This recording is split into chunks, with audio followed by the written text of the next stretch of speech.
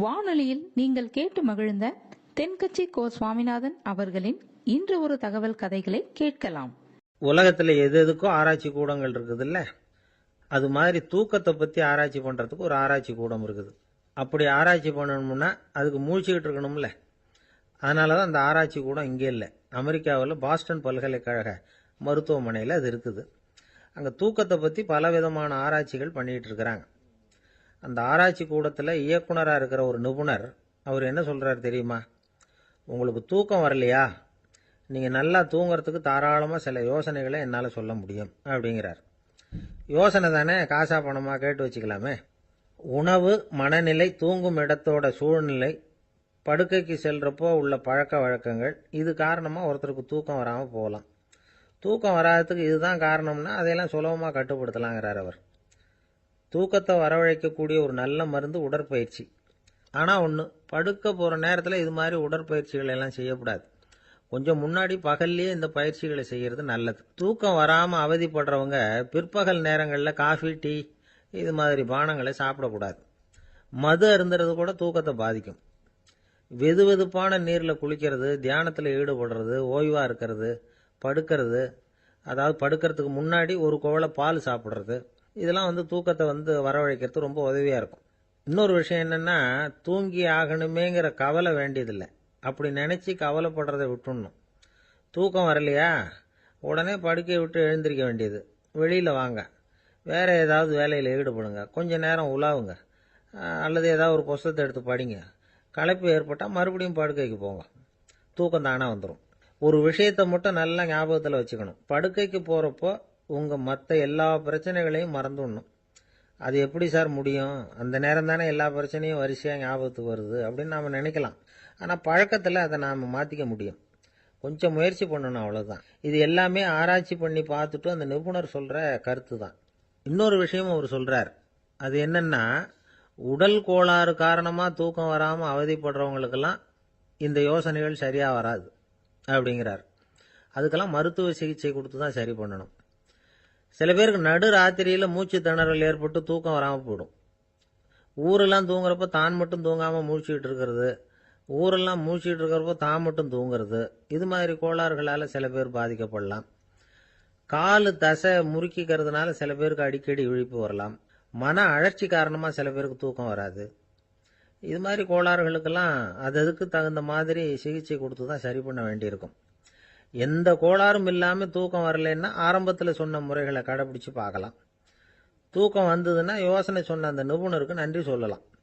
ஒருத்தர், ஏன் சார் பஸ்ஸில் தூங்குறது கெட்ட பழக்கமானு கேட்டார். இல்லையே, நான் கூட பஸ்ஸில் போகிறப்ப தூங்கிட்டு தானே போவேன் அப்படின்னார் இன்னொருத்தர். அப்புறம் ஏன் என்ன டிரைவர் வேலை வேணாம்னு வீட்டுக்கு அனுப்பி வச்சுட்டாங்க அப்படின்னாராம் அவர்.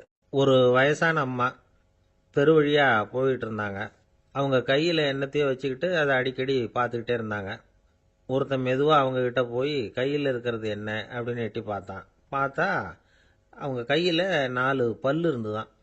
இவன் ஆச்சரியமாக அந்த அம்மாவை பார்த்தான். ஏம்மா, உனக்கு என்ன பைத்தியமா, ஏது இந்த பல்லு, இதை என்னத்துக்காக கையில் வச்சுக்கிட்டு அலைஞ்சிக்கிட்டு இருக்கிற அப்படின்னு கேட்டிருக்கான். அதுக்கு அந்த அம்மா விவரம் சொல்ல ஆரம்பித்தாங்களாம். இதை பாருப்பா, எனக்கு ஒரு மகன் இருந்தான், அவனை ரொம்ப செல்லமாக வளர்த்தேன். அவனை தரையிலேயே நடக்க விடுறதில்ல, எப்பவும் தூக்கி வச்சுக்கிட்டு இருப்பேன்.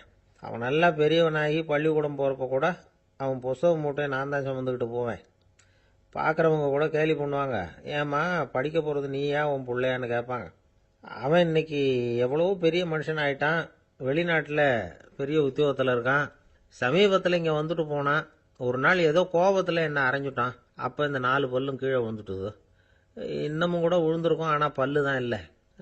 என் புள்ள அரைஞ்சதுனால விழுந்த பல்லு இல்லையா அது, அதனால் இதை எப்பவும் என் கையிலேயே வச்சுக்கிட்டு ஆசையோடு பார்த்துக்கிட்டு இருக்கிறேன். அவன் தான் வெளிநாட்டுக்கு போட்டான், அவனை பார்க்க முடியாத ஏக்கத்தை நான் இந்த பல்லை பார்த்து போக்கிக்கிறேன் அப்படின்னு நாங்களாம் அந்த அம்மா. இந்த கதை எதுக்காகன்னா, தாய் அன்பு அப்படிங்கிறது எப்படிப்பட்டதுங்கிறத புரிஞ்சுக்கிறதுக்காக. கல்யாணம் ஆனதுக்கு அப்புறம் தாயை மறந்து விடுறவங்க எத்தனை பேர் இந்த உலகத்தில், அவங்க காதில் விழணுங்கிறதுக்காக தான் இந்த தகவல். ஆனால் ஒரு விஷயம் மட்டும் நல்லா புரிஞ்சுக்கணும், தாயை மதிக்க தெரிஞ்சவங்க தான் இன்றைக்கி வாழ்க்கையில் எல்லா விதத்துலேயும் முன்னுக்கு வந்திருக்கிறாங்க. வேணும்னா விசாரித்து பார்த்துக்குங்க. இன்னொரு அம்மா இருந்தாங்க. அவங்க தினமும் ஒரு கோயிலுக்கு வருவாங்க. சாமியை பார்த்து, கடவுளே நான் இறந்து போனால் நரகத்துக்கு போகணும் அப்படின்னு வேண்டிக்குவாங்களாம். எல்லாரும் சொர்க்கத்துக்கு போகணும்னு தானே கடவுள்கிட்ட வேண்டிக்குவாங்க. இந்த அம்மா தினம் வந்து நான் நரகத்துக்கு போகணும் அப்படின்னு வேண்டிக்கிறாங்க. அங்கேருந்து அர்ச்சகருக்கு இது சந்தேகம். ஒரு நாள் அதை நேரடியாகவே அவங்கக்கிட்ட கேட்டுவிட்டார். அதுக்கு அந்த அம்மா பதில் சொன்னாங்களாம், ஐயா, எனக்கு கல்யாணம் ஆகி ரொம்ப நாள் வரைக்கும் குழந்தை பாக்கியம் இல்லாமல் இருந்தது. கோயில் குளம் எல்லாம் சுற்றி வந்தேன். ரொம்ப நாள் கழித்து ஒரு குழந்தை பிறந்தது, ஆண் குழந்தை. அவனை நான் ரொம்ப செல்லம் கொடுத்து வளர்த்தேன். அதோட விளைவு என்ன ஆச்சுன்னா அவன் ரொம்ப மோசமாக ஆயிட்டான். கெட்ட பழக்க வழக்கம்லாம் கற்றுக்கிட்டான். அவன் இறந்து போனால் நிச்சயம் அவனுக்கு நரகம்தான் கிடைக்கும். அந்த அளவுக்கு கெட்டவன் அவன். அப்படிப்பட்ட காரியங்கள்லாம் பண்ணிகிட்டு இருக்கான், எனக்கு தெரியும். இவனுக்காக நரகத்தில் கூட யாரும் தயவு காட்ட மாட்டாங்க, தாட்சண்யம் காட்ட மாட்டாங்க. அதனால் இவனுக்கு முந்தி நான் இறந்து நரகத்துக்கு போயிட்டா அங்கே இவனை கவனிச்சிக்கலாமே, இவனுக்கு பணிவிடை செய்யலாமேன்னு பார்க்குறேன் அப்படின்னு நாங்களாம். அதனால தான் நான் நரகத்துக்கு போகணும்னு தினம் ஆண்டவனை வேண்டிகிட்டு இருக்கிறேன் அப்படின்னு கண்கலங்கி அந்த அம்மா சொன்னாங்களாம். அதுதான் தாய் உள்ளம்ங்கிறது. தாயின் பெருமையை வந்து சரியாக உணர்ந்துட்டா அவங்களுக்கு எப்பவும் எந்த கஷ்டமும் வராது. இது ஏதோ உபதேசத்துக்காக சொல்கிற வார்த்தை இல்லை, உண்மையான வார்த்தை. இந்த விவரத்தையெல்லாம் நண்பர் ஒருத்தர்கிட்ட சொல்லிக்கிட்டு இருந்தேன். அவர் கொஞ்ச நாள் கழித்து என்னை தேடி வந்தார். அவர் கையிலேயும் 4 பல்லு வச்சுருந்தார். என்னங்க ஆச்சு, ஏதுங்க இந்த பல்லு அப்படின்னு விசாரித்தோம். உங்கள் உபதேசத்தை கேட்டுவிட்டு இந்த உலகத்தில் எல்லாரையும் தாயாக நினைக்க ஆரம்பிச்சிட்டேன். ஒரு அம்மாவை கடத்தரில் பார்த்து தாயேன்னு கூப்பிட்டேன். அவங்க உடனே பலார்னு என்னை அரைஞ்சிட்டாங்க. பல்லு விழுந்துட்டுது. அதை தான் பொறுக்கி எடுத்துக்கிட்டு நேராக உங்களை தேடி வந்துக்கிட்டு இருக்கிறேன்னார். தாயேன்னு தானே கூப்பிட்டீங்க, அதுக்கு ஏன் அரைஞ்சாங்க அப்படின்னு கேட்டோம். நான் தாயேன்னு கூப்பிட்டது அவங்க காதில் நாயேன்னு விழுந்துட்டு தான், அதுதான் இப்படி ஆயிட்டுது அப்படின்னார். என்ன சார், உங்கள் பையன் என்ன செஞ்சுக்கிட்டு இருக்கிறான் இப்போ அப்படின்னு கேட்டார் ஒருத்தர். அடிக்கடி கண்ணாடி முன்னாடி நின்று அழகு பார்த்துக்கிட்டு இருக்கிறான் சார் அப்படின்னாரு அப்பா.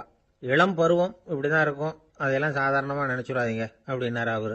என்ன சார் சொல்கிறீங்க, கண்ணாடி முன்னாடி நின்றுக்கிட்டு நேரத்தை வீணாக்கிக்கிட்டு இருக்கான், அதை ஒரு பெரிய விஷயமா நான் நினைக்கணுமா அப்படின்னாரு இவர். இளம் பருவத்தில் இளைஞர்களுக்கும் சின்ன பொண்ணுங்களுக்கும் அடிக்கடி கண்ணாடியில் பார்க்கணும்னு தோணும். அது வெறுமனே அழகு பார்க்கறது மட்டும் இல்லை, அவங்க தங்களையே தேடி கண்டுபிடிக்கிற ஒரு முயற்சி அது. இது ஒரு மனோதத்துவ விளைவு. இது வரைக்கும் வந்து சின்ன பிள்ளையா இருந்துட்டோம், இனிமேல் நாமளும் மற்றவங்க மாதிரி மனிதர்கள் தான் அப்படிங்கிற உணர்வு அவங்களுக்கு வருது. தங்களோட முகம் எப்படி இருக்குது, அழகு எப்படி இருக்குது, உடம்பு நேரம் எப்படி இருக்குது, முடி எப்படி இருக்குது அப்படிங்கிறதையெல்லாம் கண்டுபிடிக்கிறாங்க. அதுக்கப்புறம் இன்னொரு ஆணோ பொண்ணோ தன்னை கவனிக்கணும் அப்படின்னு நினைக்கிறாங்க. இதெல்லாம் மனோதத்துவ உண்மைகள், இதெல்லாம் இயற்கை. இதை பார்த்துட்டு பெற்றவங்க வந்து பிள்ளைங்க கெட்டு போட்டாங்க அப்படின்னு நினைக்கக்கூடாது, அவங்கள திட்டிக்கிட்டே இருக்கக்கூடாது. இன்னைக்கு பல குடும்பங்களில் இதுதான் நடந்துகிட்டு இருக்குது. மனுஷ வாழ்க்கையிலேயே இப்படியும் இல்லாத அப்படியும் இல்லாத ஒரு பருவம் வந்து இளம் பருவம். 13லேருந்து 19 வயசுக்கு உட்பட்ட ஆண்கள் பெண்கள் இந்த வகையை சேர்ந்தவங்க, டீனேஜ் குரூப். இவங்கள சின்னவங்கன்னு நினச்சிட முடியாது, பெரியவங்கன்னு நினச்சிட முடியாது. இவங்க ரொம்ப சென்சிட்டிவ். சமூகம் நினச்சா இவங்களை வந்து நல்லவங்களாகவும் ஆக்கலாம், கெட்டவங்களாகவும் ஆக்கலாம். கொஞ்சம் அக்கறை எடுத்துக்கிட்டால் பெரிய பெரிய மேதைகளையும் விஞ்ஞானிகளையும் உருவாக்கலாம். ஆனால் நடக்கிறது என்ன தெரியுமா, அநேகமாக இவங்களை யாருமே சரியாக புரிஞ்சுக்கிறது இல்லை, இவங்களை சரியாக நடத்துறதும் இல்லை. இது வரைக்கும் நாம் சொல்கிறத கேட்டுக்கிட்டு இருந்தான், இப்போல்லாம் அவன் இஷ்டத்துக்கு நடக்க ஆரம்பிச்சுட்டான் அப்படின்னு வருத்தப்படுற பெற்றோர்கள் அதிகம். இது வருத்தப்படுற விஷயம் இல்லை, சந்தோஷப்பட வேண்டிய விஷயம். உங்கள் புள்ள வந்து சொந்தமாக யோசிக்க ஆரம்பிக்கிறதும் நடந்துக்க ஆரம்பிக்கிறதும் ஒரு தப்பான விஷயமா? அவன் கடைசி வரைக்கும் உங்கள் பேச்சையே கேட்டுக்கிட்டு இருக்கணுங்கிறது என்ன நியாயம்? இன்னைக்கு இளைஞர்களை வந்து பெரியவங்க தப்பாக புரிஞ்சுக்கிட்டு தவறாக நடத்துறதுனால தான் அவங்களுக்கு வெறுப்பு, எரிச்சல், மனக்கசப்பு எல்லாம் உண்டாகுது. பெற்றவங்க சரியாக மதிக்கிறது இல்லை அப்படிங்கிற ஒரே காரணத்தினாலேயே வீணா போகிற பிள்ளைங்க இன்னைக்கு அதிகம். சரி, பெற்றவங்களுக்கு இன்னைக்கு என்னதான் புத்தி சொல்ல வர்றீங்க அப்படின்னு கேட்குறீங்களா? நாம் எதையும் சொல்ல வரல, ஆனால் அது சம்பந்தமான சில நிபுணர்கள் சொல்லியிருக்கிறத உங்கள் காதில் போட்டு வைக்கலாம். அது என்னன்னா, பிள்ளைங்க கிட்ட அன்பு செலுத்துங்க. குழந்தையா இருந்தப்போ எவ்வளவு பாசமாக இருந்தீங்க, வளர வளர அதை ஏன் குறைச்சிக்கிறீங்க? பெற்றவங்களின் அன்பான வார்த்தைகளுக்கு ஏங்குறவங்க தான் இன்றைய இளைஞர்கள். அவங்க எதை சொன்னாலும் அதை அக்கறையாக காது கொடுத்து கேளுங்க, அலட்சியப்படுத்தாதீங்க. அவங்க விரும்புறது உங்ககிட்ட இருந்து ஒரு மதிப்பு, மரியாதை, அங்கீகாரம், இவ்வளவுதான். அவங்க அவங்களாவே முடிவுகள் எடுக்கட்டும், அதுக்கு நீங்கள் உதவியா இருங்க, அது போதும். மற்றவங்க முன்னாடி, முக்கியமாக அவங்க நண்பர்கள் முன்னாடி அவங்கள பற்றி மட்டமாக பேசாதீங்க. அவங்கக்கிட்ட பொய் சொல்லக்கூடாது. நீங்கள் சொன்னது பொய்ன்னு தெரிஞ்சு போச்சுன்னா உங்கள் பேரில் அவங்களுக்கு இருக்கிற மதிப்பு போயிடும், நம்பிக்கை போயிடும். அவங்களுக்கு முன்னாடி நீங்கள் சண்டை போடக்கூடாது. உங்கள் பிள்ளைய எப்பவும் இன்னொரு பிள்ளையோட ஒப்பிட்டு பேசுகிற வேலையே வேணாம். கூட பிறந்த மற்றவங்களோட கூட ஒப்பிடக்கூடாது. இப்படி செஞ்சால் அவன் உங்ககிட்டையும் பிரியமாக இருக்க மாட்டான், அவங்ககிட்டையும் பிரியமாக இருக்க மாட்டான். புள்ள எங்கே போகிறான் என்ன பண்ணுறான் அப்படின்னுலாம் வந்து துப்பறிஞ்சிக்கிட்டு இருக்கக்கூடாது. இளைஞர்கள் வந்து தனிமையை விரும்புகிறவங்க. அவங்கள வந்து பெட்டியில் வச்சு மூடி பாதுகாக்கணும்னு நினைக்கக்கூடாது. அவங்கள எப்படி பாதுகாக்கிறது அப்படிங்கிறது அவங்களுக்கே தெரியும். உங்கள் புள்ள எப்படி நடந்துக்கணும்னு நீங்கள் எதிர்பார்க்குறீங்களோ அது மாதிரி நீங்கள் நடந்து காட்டுங்க, அது போதும். ஒரு வீட்டில் அப்பாவும் அம்மாவும் பேசிக்கிட்டு இருக்கிறாங்க. என்னங்க நம்ம பொண்ணு பெரியவளாயிட்டா, அடிக்கடி கண்ணாடி முன்னாடி போய் நின்றுக்கிட்டு இருக்கிறா, சீக்கிரமாக ஒரு பையனை பார்த்து கல்யாணத்தை முடிக்காமல் இப்படி மசன்னு கல் மாதிரி உட்காந்துருக்குறீங்களே அப்படின்னு சத்தம் போட்டாங்க. அந்த அம்மா, அவசரப்படாத, பார்க்கறதுக்கு கண்ணுக்கு அழகா லட்சணமா புத்திசாலியா ஒரு பையன் கிடைக்க வேணாமா, அதுதான் பார்த்துக்கிட்டு இருக்கிறேன் அப்படின்னார் அப்பா. இதுக்கு அந்த அம்மா சொல்றாங்க, எங்க அப்பா இப்படியெல்லாம் நினைச்சுக்கிட்டு இருந்திருந்தா எனக்கு கல்யாணமே ஆயிருக்காது தெரியுமா அப்படின்னாங்களாம். திபேத் நாட்டில் புத்த மடாலயங்கள் நிறைய உண்டு. அதுக்கு ஒரு தலைமையகமும் உண்டு. அது வந்து இந்த திபேத் தலைநகரம் லாசாவில் இருக்குது. ரொம்ப காலத்துக்கு அப்பால் அதை பற்றிலாம் நிறைய விவரங்கள் எழுதி வச்சிருக்கிறாங்க. அது இப்போவும் நமக்கு கிடைக்குது. அதாவது ரொம்ப தூரத்துக்கு அந்தாண்ட மலைகளுக்கு நடுவில் ஒரு கிளை மடாலயம். அந்த மடத்தின் தலைவருக்கு வயசாயிட்டு தான். அதனால் தலைமை பொறுப்பை வந்து வேற ஒருத்தர்கிட்ட ஒப்படைக்கலாம் அப்படின்னு முடிவு பண்ணாராம். உடனே ஒரு லாமாவை கூப்பிட்டார். அவர் மூலமாக தலைமை மடாலயத்துக்கு செய்தி அனுப்புனார், பொருத்தமான வாரிசு ஒருத்தரை அனுப்பி வைக்கும்படியாக. அந்த வாலிப லாமா புறப்பட்டார். காடு மேடெல்லாம் நடந்து போகிறார். ரொம்ப நாள் கழித்து தலைமை பீடத்தை அடைஞ்சார். தலைமை குருக்கிட்ட விவரத்தை சொன்னார். தகுதியான ஒருத்தரை அனுப்பி வச்சா அழைச்சிட்டு போகிறேன் அப்படின்னார். சரி, நாளைக்கு காலையில் நீங்கள் அவங்க எல்லாரையும் அழைச்சிட்டு போகலாம்னார் அவர். அவங்க எல்லாரையுமா? அங்கே தேவைப்படுறது ஒருத்தர் தானே அப்படின்னார் இவர். ஆமான்னார். அப்புறம் ஏன் எல்லாரையும் அழைச்சிட்டு போக சொல்கிறீங்கன்னார். அது இப்போ உனக்கு புரியாது. நான் ஒரு 100 பிக்குகளை அனுப்புகிறேன், அதாவது பிட்சுகளை. அவ்வளவு பேரையும் அங்கே வச்சு சமாளிக்க முடியாது அப்படின்னார் இவர். இருந்தாலும் இப்போ அந்த தலைமை குரு என்ன சொன்னார்னா, அதை பற்றி கவலைப்படாத, நான் வந்து 100 பேரை அனுப்புகிறேன். அதில் 99 பேர் வழியிலேயே காணாமல் போடுவாங்க, ஒருத்தன் மட்டும்தான் வருவான். அவனும் அங்கே வந்து சேர்ந்துட்டானா நீ ரொம்ப கொடுத்து வச்சவன் அப்படின்னார். இவருக்கு ஒன்றும் புரியல. இருந்தாலும் மறுநாள் அந்த வாலிப லாமா 100 பேரை அழைச்சிக்கிட்டு புறப்பட்டார். போகிற வழியிலேயே பல பேர் அங்கங்கே பிச்சுக்கிட்டு போட்டாங்க. அவர் சொன்னது மாதிரியே. வழியில் அவங்க ஊர்கள் இருந்தது தான் காரணம். அப்பா அம்மாவை பார்த்துட்டு வரேன் அப்படின்னு கொஞ்சம் பேர் போனாங்க. சொந்த பந்தத்தை பார்த்துட்டு வரேன் அப்படின்னு கொஞ்சம் பேர். ஒரு வாரம் ஆச்சு. இப்போ மிஞ்சினது 10 பேர் தான். வழியில் ஒரு நகரம். அங்கே சில பிட்சுக்கள் வந்து சந்தித்தாங்க. எங்கள் மடத்து தலைவர் இறந்துட்டார், உங்களில் யாராவது ஒருத்தர் எங்களுக்கு தலைவராக முடியுமா அப்படின்னு கேட்டாங்க. 10 பேரும் தயார். அதில் ஒருத்தரை அழைச்சிட்டு அவங்க போயிட்டாங்க. இன்னொரு ஊரில் சில பேர் வந்தாங்க, வழி மறிச்சாங்க. நில்லுங்க, எங்கள் மன்னர் மகளுக்கு திருமணம், அதை நடத்தி வைக்க 3 லாமாக்கள் தேவை அப்படின்னாங்க. இப்படி கொஞ்சம் கொஞ்சமாக எல்லாரும் காலி. கடைசியில் 2 பேரும் மிஞ்சினாங்க. அங்கே ஒரு இளம்பெண் எதிரில் வந்தா. எங்கள் அப்பா வேட்டைக்கு போயிருக்கிறாரு, இன்னும் திரும்பி வரல, வீட்டில் வேறு யாரும் இல்லை, தனியாக இருக்க பயமாக இருக்குது, யாராவது ஒருத்தர் எனக்கு துணையாக இருக்கணும் அப்படின்னு கேட்டுக்கிட்டா. எங்கள் 2 பேரில் நீயே ஒருத்தரை தேர்ந்தெடுத்துக்கோ, இல்லைன்னா எங்களுக்குள்ளே சண்டை வந்துடும் அப்படின்னாங்க. இப்போ மிஞ்சினவர் ஒருத்தர். அவருக்கும் ஒரு சோதனை வந்தது. ஒரு தர்க்கவாதி எதிரில் வந்தான். உன்னோட வாதம் பண்ணணும்னா. இவனோட வாதம் பண்ணுறேன், அது முடிய ரொம்ப காலம் ஆகலாம், தர்க்கத்தில் நான் ஜெயிச்சா அங்கே வரேன், இல்லைன்னா இவருடைய சீடனை ஆயிடுவேன் அப்படின்னார் அவர். கடைசியாக அழைக்க வந்த வாலிபலாமா மட்டும் வெறும் கையோடு திரும்பி போனார். அங்கே இருந்த வயசான மடாதிபதி கேட்டார், எத்தனை பேர் அங்கேருந்து புறப்பட்டீங்கன்னார். என்னையும் சேர்த்து 101ன்னார் அவர். நல்லது, நீயாவது திரும்பி வந்தியே, அதுதான் எனக்கு போதும். ஏன்னா நீ தான் எனக்கு உண்மையான வாரிசு. அந்த 100 பேரில் யாரும் வரமாட்டாங்க அப்படின்னார் அவர். ஏன்னா அவருக்கு தெரியும் இவர் ஒருத்தர் தான் திரும்பி வருவாருங்கிறது. திபேத்தில் ஒரு பழங்கால பழமொழி உண்டாம், 100 பேர் செல்லலாம், எப்பொழுதாவது ஒருவன் அபூர்வமாக அடைய வேண்டிய இடத்தை அடைவான். இதுதான் அந்த பழமொழி. ஒரு உன்னதமான இலக்கை அடையணும்னா அது அவ்வளவு சுலபமான காரியம் இல்லை. இந்த காலத்து மடாலயம் ஒன்று, அதில் ஒரு தலைவர், அவருக்கு வயசாயிட்டுது, தனக்கு ஒரு வாரிசை நியமிக்கணும் அப்படின்னு ஆசைப்பட்டார். ரொம்ப கஷ்டப்பட்டு ஒருத்தரை பிடிச்சார். தனக்கு வாரிசாக நியமிச்சுட்டு அவர் சமாதி ஆயிட்டார். புதுசாக பொறுப்பேற்றுக்கிட்டவர் அப்படியே உட்காந்துருந்தார். அவரை தேடிட்டு பத்திரிகை நிருபர்கள்லாம் வந்தாங்க, கேட்டாங்க. அவர் உங்கள் பொறுப்பில் அவர் பெரியவர் விட்டுட்டு போன இது எவ்வளவு சுமாராக தேரும், எவ்வளவு விட்டுட்டு போனார் அப்படின்னு கேட்டிருக்கிறாங்க. அது என்ன ஒரு 50 லட்சம் இருக்கும் அப்படின்னாராம். அவ்வளவும் பணமா அப்படின்னு கேட்டிருக்காங்க. இல்லைங்க, கடன் அப்படின்னாராம் இவர். ஒரு தடவை கலைவாணர் NS கிருஷ்ணன் பேராசிரியர் கல்கியை சந்தித்து பேசிக்கிட்டு இருந்தாராம். கலைவாணர் கல்கியை பார்த்து, எனக்கு கதை எழுத ஆசையாக இருக்குது, எப்படி எழுதுறதுன்னு கேட்டாராம். கதை எழுதுறதுக்கு 4 மை வேணும்னாராம் கல்கி. அப்படியா, அப்படின்னா என்னென்ன கலர் மை அப்படின்னு கேட்டிருக்காரு கலைவாணர் சிரிச்சுக்கிட்டே. நான் சொன்னது கலர் மை இல்லை, அது வேற மை. அதாவது கதை எழுதுறதுக்கு தேவைப்படுகிற 4 மை எதுன்னா, 1 திறமை, 2 பேணாமை, 3வது தனிமை, 4வது பொறுமை அப்படின்னாராம்.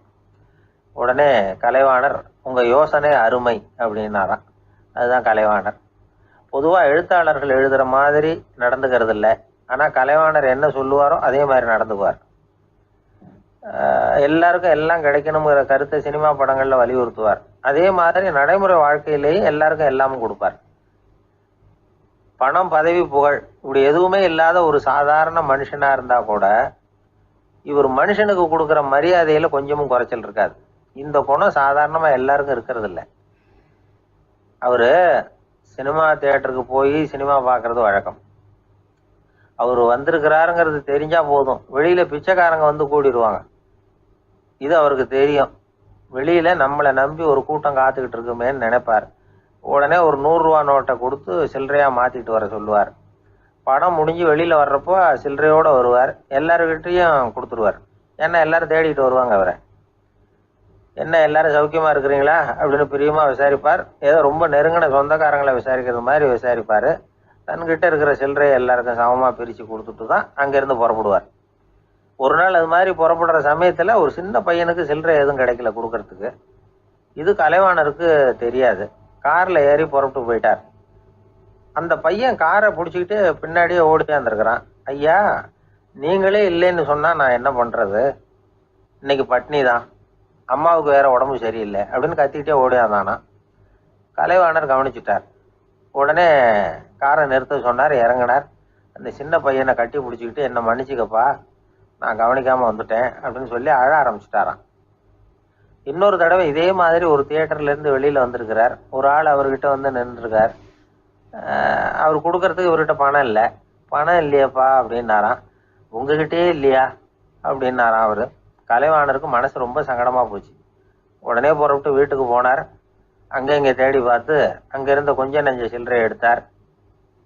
காரு டிரைவரை கூப்பிட்டார். தியேட்டர் வாசலில் நின்றுக்கிட்டு இருந்த ஆசாமியோட அங்க அடையாளங்களை சொன்னார். காரை எடுத்துகிட்டு போய் அந்த ஆளை கண்டுபிடிச்சி இந்த காசை கொடுத்துட்டு வா அப்படின்னு அனுப்பி வச்சாராம். பிச்சை போடுறதுக்காக காரை அனுப்புனதாக வேற யாரை பற்றியாவது நீங்கள் கேள்விப்பட்டிருக்கிறீங்களா? அவர் ஒரு வித்தியாசமான மனிதர், வித்தியாசமான கலைஞர். கலைவாணரோட சகோதரர் கல்யாணம் நடந்தது. அதில் தியாகராஜ பாகவதர் கச்சேரி முடிஞ்ச உடனே அதில் சம்பந்தப்பட்ட கலைஞர்களுக்கெல்லாம் கலைவாணர் பரிசுகள் கொடுக்குறார்.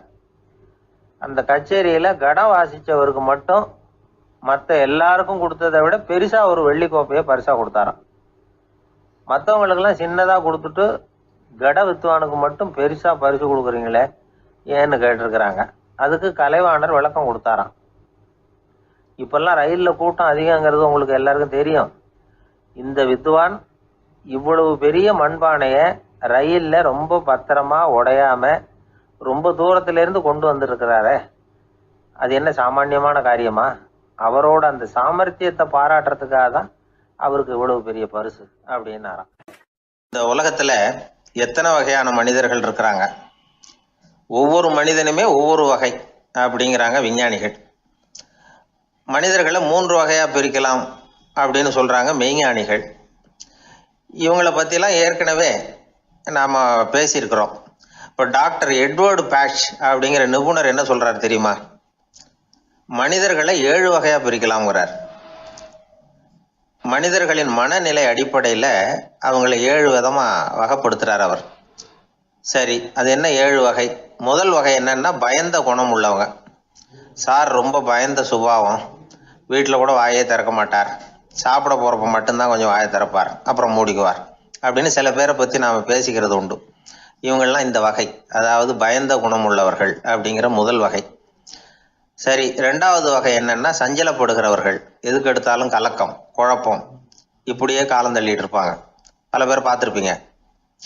அவங்கெல்லாம் இந்த வகை. மூணாவது வகை என்னன்னா யதார்த்த உலகை மறந்து கற்பனை உலகத்திலேயே மிதக்கிறவங்க, இளைஞர்கள், கவிஞர்கள், இப்படி பல பேர் இருக்கிறாங்க. எப்போ பார்த்தாலும் கற்பனை உலகத்திலேயே மிதந்துக்கிட்டு இருப்பாங்க. கிட்டத்தில் போய் என்னங்க ஒரு மாதிரியா இருக்கிறீங்க அப்படின்னு கேட்டு பாருங்க, அவங்களெல்லாம் ஏதோ ஒரு அற்ப புழுவை பார்க்கறது மாதிரி அவங்கள பார்ப்பாங்க. அதுவும் அந்த வானத்து நிலாவை பாருங்கள், அது என்னை வா வான்னு கூப்பிடுது, எனக்கு சீக்கிரத்தில் ஒரு நாள் சிறகுகள் முளைக்கும், சிறகடித்து வானத்தில் பறந்து போவேன், அந்த செல்ல நிலாவை கொஞ்சிவிட்டு வருவேன், இப்படிலாம் பேசிக்கிட்டு இருப்பாங்க. கொஞ்சிறது அப்புறம் இருக்கட்டும், இப்போ கஞ்சிக்கு வழியே பாருப்பா அப்படின்னா அதை காதில் வாங்க மாட்டாங்க. நாம் ஏதோ இந்த உலகத்தை அனுபவிக்க தெரியாதவர்கள் மாதிரி நம்மளை அவங்க கவனிப்பாங்க. இப்படி ஒரு ரகம். நாலாவது வகை மனிதர்கள் எப்படின்னா, இவங்க தனிமை உணர்வு மிக்கவர்கள். இவங்க மற்றவங்களோட இயல்பாக நெருங்கி பழகிறதில்ல, தான் உண்டு தன்னுடைய வேலை உண்டுன்னு இருந்துட்டு போகிறவங்க. அடுத்த வீட்டில் இருக்கிறவர் யார் அப்படின்னு கேட்டால் கூட அடுத்த வீடுன்னு ஒன்று இருக்கா அப்படிங்கிறது மாதிரி நம்ம முகத்தை பார்ப்பாங்க. அவங்ககிட்ட மேற்கொண்டு நாம் என்னத்தை பேச முடியும்? இப்படி ஒரு வகை. ஐந்தாவது வகை மனிதர்கள் எப்படின்னா, இவங்க மற்றவங்க செல்வாக்குக்கு உட்பட மறுப்பவர்கள். அடுத்தவங்களோட செல்வாக்குக்கு இவங்க ஆட்படுறதில்ல. நான் யார் தெரியுமான்னு கேட்டால் அதை தெரிஞ்சுட்டு எனக்கு என்ன ஆக போகுதும்பாங்க. இவங்கெல்லாம் அந்த ரகம். ஆறாவது வகை மனிதர்கள் எப்பவும் எதுலேயும் பற்று இல்லாமல் இருக்கிறவங்க. இது ஒரு துறவு மனப்பான்மை. இயல்பாகவே சில பேர் இப்படி உண்டு, அவங்களுக்கு எதுலேயும் ஒரு ஈடுபாடு இருக்காது. அப்படிப்பட்டவங்கெல்லாம் ஆறாவது வகை. ஏழாவது வகை மனிதர்கள் மற்றவங்க கவலையை தன்னுடையதாக ஆக்கிக்கிட்டு கவலைப்படுறவங்க. இவங்கெல்லாம் மகாத்மாக்கள். தாம் வேறு அடுத்தவங்க வேறு அப்படிங்கிற எண்ணம் இவங்களுக்கு வர்றதில்லை. அதனால் அடுத்தவங்களுக்கு ஒரு துன்பம் வந்ததுன்னா இவங்களால சும்மா இருக்க முடியறதில்ல. ஆக கூடி இப்படி 7 விதமான மனிதர்களை அடையாளம் காட்டுறார் அந்த நிபுணர். இதில் நாம் எந்த வகையில் வர்றோம் அப்படிங்கிறத நாம தான் அடையாளம் கண்டுபிடிக்கணும். எனக்கு தெரிஞ்ச ஒரு மனிதர் உண்டு. அவர் ஒரு வித்தியாசமான வகை. எதையும் நடைமுறை சாத்தியமாக சிந்திக்கிறவர். எப்பவும் அடுத்தவங்களும் நல்லா இருக்கணும், நாமும் நல்லா இருக்கணும் அப்படின்னு ஆசைப்படுறவர். அவருக்கு ஒரு சமயம் திடீர்னு உடம்பு சுகம் இல்லாமல் போயிட்டுது. டாக்டர்கிட்ட போனார், பணம் கொடுத்தார், வைத்தியம் பார்த்துக்கிட்டார். அவர் எழுதி கொடுத்த மருந்து சீட்டை வாங்கினார். ஒரு மருந்து கடைக்கு போனார், பணம் கொடுத்தார், மருந்து வாங்கினார். அதை எடுத்துகிட்டு வீட்டுக்கு வந்தார். அதுக்கப்புறம் அந்த மருந்து அவர் சாப்பிடணும்ல, சாப்பிடவே இல்லை, அப்படியே சும்மா வச்சுட்டார். அவரை பார்த்து கேட்டேன், ஏன் சார் இப்படி பண்ணுறீங்க, வீண் செலவு தானே இது, நீங்கள் ஏன் டாக்டர்கிட்ட போய் பணம் செலவு பண்ணினீங்கன்னு கேட்டேன். அவர் சொன்னார், டாக்டர் வாழணும் இல்லையா, அதனால தான் அப்படின்னார். சரி, அப்புறம் ஏன் மருந்து வாங்கினீங்க அப்படின்னு கேட்டேன். மருந்து கடைக்காரர் வாழணும் இல்லையா, அதனால தான் அப்படின்னார். சரி, அப்புறம் ஏன் வாங்கின மருந்து சாப்பிடாம வச்சுட்டீங்க அப்படின்னதுக்கு, நான் வாழணும் இல்லையா அதனால தான் அப்படின்னார். இவர் வாழ்க்கையை புரிஞ்சுக்கிட்டவர். இப்படி வாழ்க்கையை புரிந்து கொண்டு வாழ தெரிஞ்சுக்கணும். எந்த வகை மனிதர் நாம் அப்படிங்கிறத புரிஞ்சுக்கிட்டு வாழ்ந்தோம்னா வாழ்க்கையில் வெற்றி நிச்சயம். ஒரு நாள் காலை நேரம் ஒரு குரு படுக்கையை விட்டு எழுந்திருக்கிறார். உடனே சீடர்களை பார்த்து எல்லாரும் இப்படி வாங்கங்கிறார். எல்லாரும் வர்றாங்க வேகமாக. என்னங்க வேணும் உங்களுக்கு அப்படிங்கிற மாதிரி எல்லாரும் குருவை பார்த்தாங்க பயபக்தியோட. குரு அந்த சீடர்களை பார்த்து, இதை பாருங்கள், இப்போ நான் ஒரு சிக்கலான விவகாரத்தில் மாட்டிக்கிட்டு இருக்கிறேன், அதை நீங்கள் தீர்த்து வச்சா நல்லதுன்னார். சீடர்களுக்கு ஒன்றும் புரியல. என்ன இது இவர் இப்படி சொல்கிறாரு, நமக்குள்ள எல்லா விவகாரங்களையும் தீர்த்து வைக்கிறவர் நம்ம குருநாதர், அவருடைய விவகாரத்தை நாம் தீர்த்து வைக்கிறதா, ஆச்சரியமாக இருக்குதே, குருநாதருக்கே சிக்கலா அப்படின்னு யோசனை பண்ண ஆரம்பித்தாங்க. இருந்தாலும் ரொம்ப பணிவாக கேட்டாங்க, சுவாமி உங்களுக்கே சிக்கலா, இந்த உலகத்து சிக்கல்களுக்கும் சிரமங்களுக்கும் அப்பாற்பட்டவர் அல்லவா தாங்கள், அப்படிப்பட்ட உங்களுக்கு சிக்கல்னா அது எப்படி அப்படின்னாங்க. எனக்கு ஏற்பட்டிருக்கிற சிக்கல் அவ்வளவு பெருசு, ரொம்ப பெரிய விவகாரம் அது அப்படின்னார் குரு. கொஞ்சம் விவரமாக சொல்லுங்க அப்படின்னாங்க இவங்க. இப்போ அந்த குரு விவரத்தை சொன்னார். அதாவது நேற்று ராத்திரி நான் ஒரு கனவு கண்டேன். அந்த கனவில் நான் ஒரு பட்டாம்பூச்சியாக மாறிட்டேன். அப்படி மாறி ஒவ்வொரு மலராக பறந்து போய் உட்காந்து தேன் சாப்பிட்டேன் அப்படின்னார். சீடர்கள் இதை கேட்டதும் ரொம்ப திகைச்சு போயிட்டாங்க. என்ன இது, இது ஒரு பெரிய பிரச்சனையா? ஒரு சாதாரண கனவு கண்டதுக்காகவா இந்த காலை வேளையில் நம்மளையெல்லாம் குருநாதர் இவ்வளவு அவசரமாக கூப்பிட்டுருக்கார் அப்படின்னு நினச்சாங்க. இருந்தாலும் கேட்டாங்க, இதில் என்ன சிக்கல் சுவாமி? கனவுங்கிறது எல்லாருக்கும் வரத்தானே செய்யும் அப்படின்னார் ஒரு சீடர். சீடர்களே, பிரச்சனை அது இல்லை. நான் இன்னைக்கு காலையில் கண்ணு முழிச்சு பார்த்தப்போ நான் நானாக மறுபடியும் மாறிட்டேங்கிறத தெரிஞ்சுக்கிட்டேன். இதில் சிக்கல் என்னன்னா, இப்போ அந்த பட்டாம்பூச்சி தான் நானாக ஆயிட்டதாக கனவு கண்டுகிட்டு இருக்கா அப்படிங்கிறது தான். ஒரு மனுஷன் பட்டாம்பூச்சி ஆகிறதாக கனவு காண முடியுங்கிறப்போ அந்த பட்டாம்பூச்சியும் மனுஷனாக ஆகிறதாக கனவு காண முடியும் இல்லையா? இப்போ எனக்கு யதார்த்த நிலை தெரியணும், எது நிஜம்னு தெரியணும். நேற்று ராத்திரி நான் கண்டது கனவா, அல்லது இது பட்டாம்பூச்சி கண்டுகிட்டு இருக்கிற கனவா? இதுதான் குரு கேட்ட கேள்வி. இதை கேட்டதும் சீடர்கள் ரொம்ப குழம்பி போயிட்டாங்க. சுவாமி, இது வரைக்கும் நாங்கள் தூங்குறப்ப பார்க்கறது கனவுன்னும் மூழ்கிட்டு இருக்கிறப்ப பார்க்கறது நனவுன்னு நம்பிக்கிட்டு இருக்கிறோம். இப்போ எங்களை ரொம்ப குழப்பிட்டீங்க, இதுக்கு பதில் சொல்ல எங்களுக்கு சக்தி இல்லை அப்படின்னு சொல்லிவிட்டாங்களாம். அதுக்கப்புறம் அந்த குரு சொன்னாராம், நினைவு தான் முக்கியமான அம்சம்.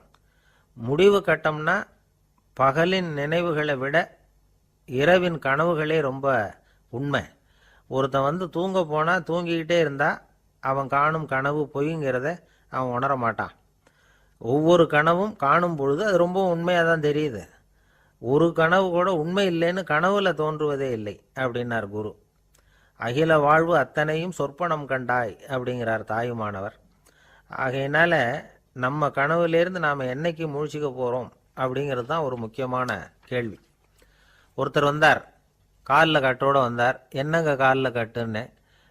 சார், நேற்று ராத்திரி தூக்கத்தில் எங்கள் வீட்டு கூரையில் ஏணியை சாத்தி வச்சு இறங்கினப்போ வழுக்கி விழுந்து காலை உடச்சிக்கிட்டேன்னார். உங்கள் வீட்டில் தான் ஏணியே கிடையாது சார் அப்படின்னு. உண்மைதான் சார், நான் கீழே விழுந்து முழிச்சுக்கிட்டதுக்கு அப்புறம் தானே ஏணி இல்லைங்கிறது எனக்கு ஞாபகம் வந்தது அப்படின்னார். இப்போ மேலே எனக்கு அளவு கடந்த அன்பு அப்படின்னு யாராவது சொன்னால் அதை அலட்சியமாக நினச்சிடக்கூடாது. அது கொஞ்சம் சீரியஸான விஷயம். அளவுக்கு மிஞ்சினா எதுவுமே இடைஞ்சல் தானே. அன்பும் அப்படி தான். அன்பு அதிகமாக இருந்தால் அது எப்படி கெடுதல் பண்ணும் அப்படிங்கிற சந்தேகம் உங்களுக்கு வரலாம். தசரதன் கதை என்னாச்சு? கைகை மேலே வச்சு அளவு கடந்த அன்பு ராமன் காட்டுக்கு போகிறாப்புல ஆயிட்டுதில்ல. தசரதன் எப்பேற்பட்ட அரசன்?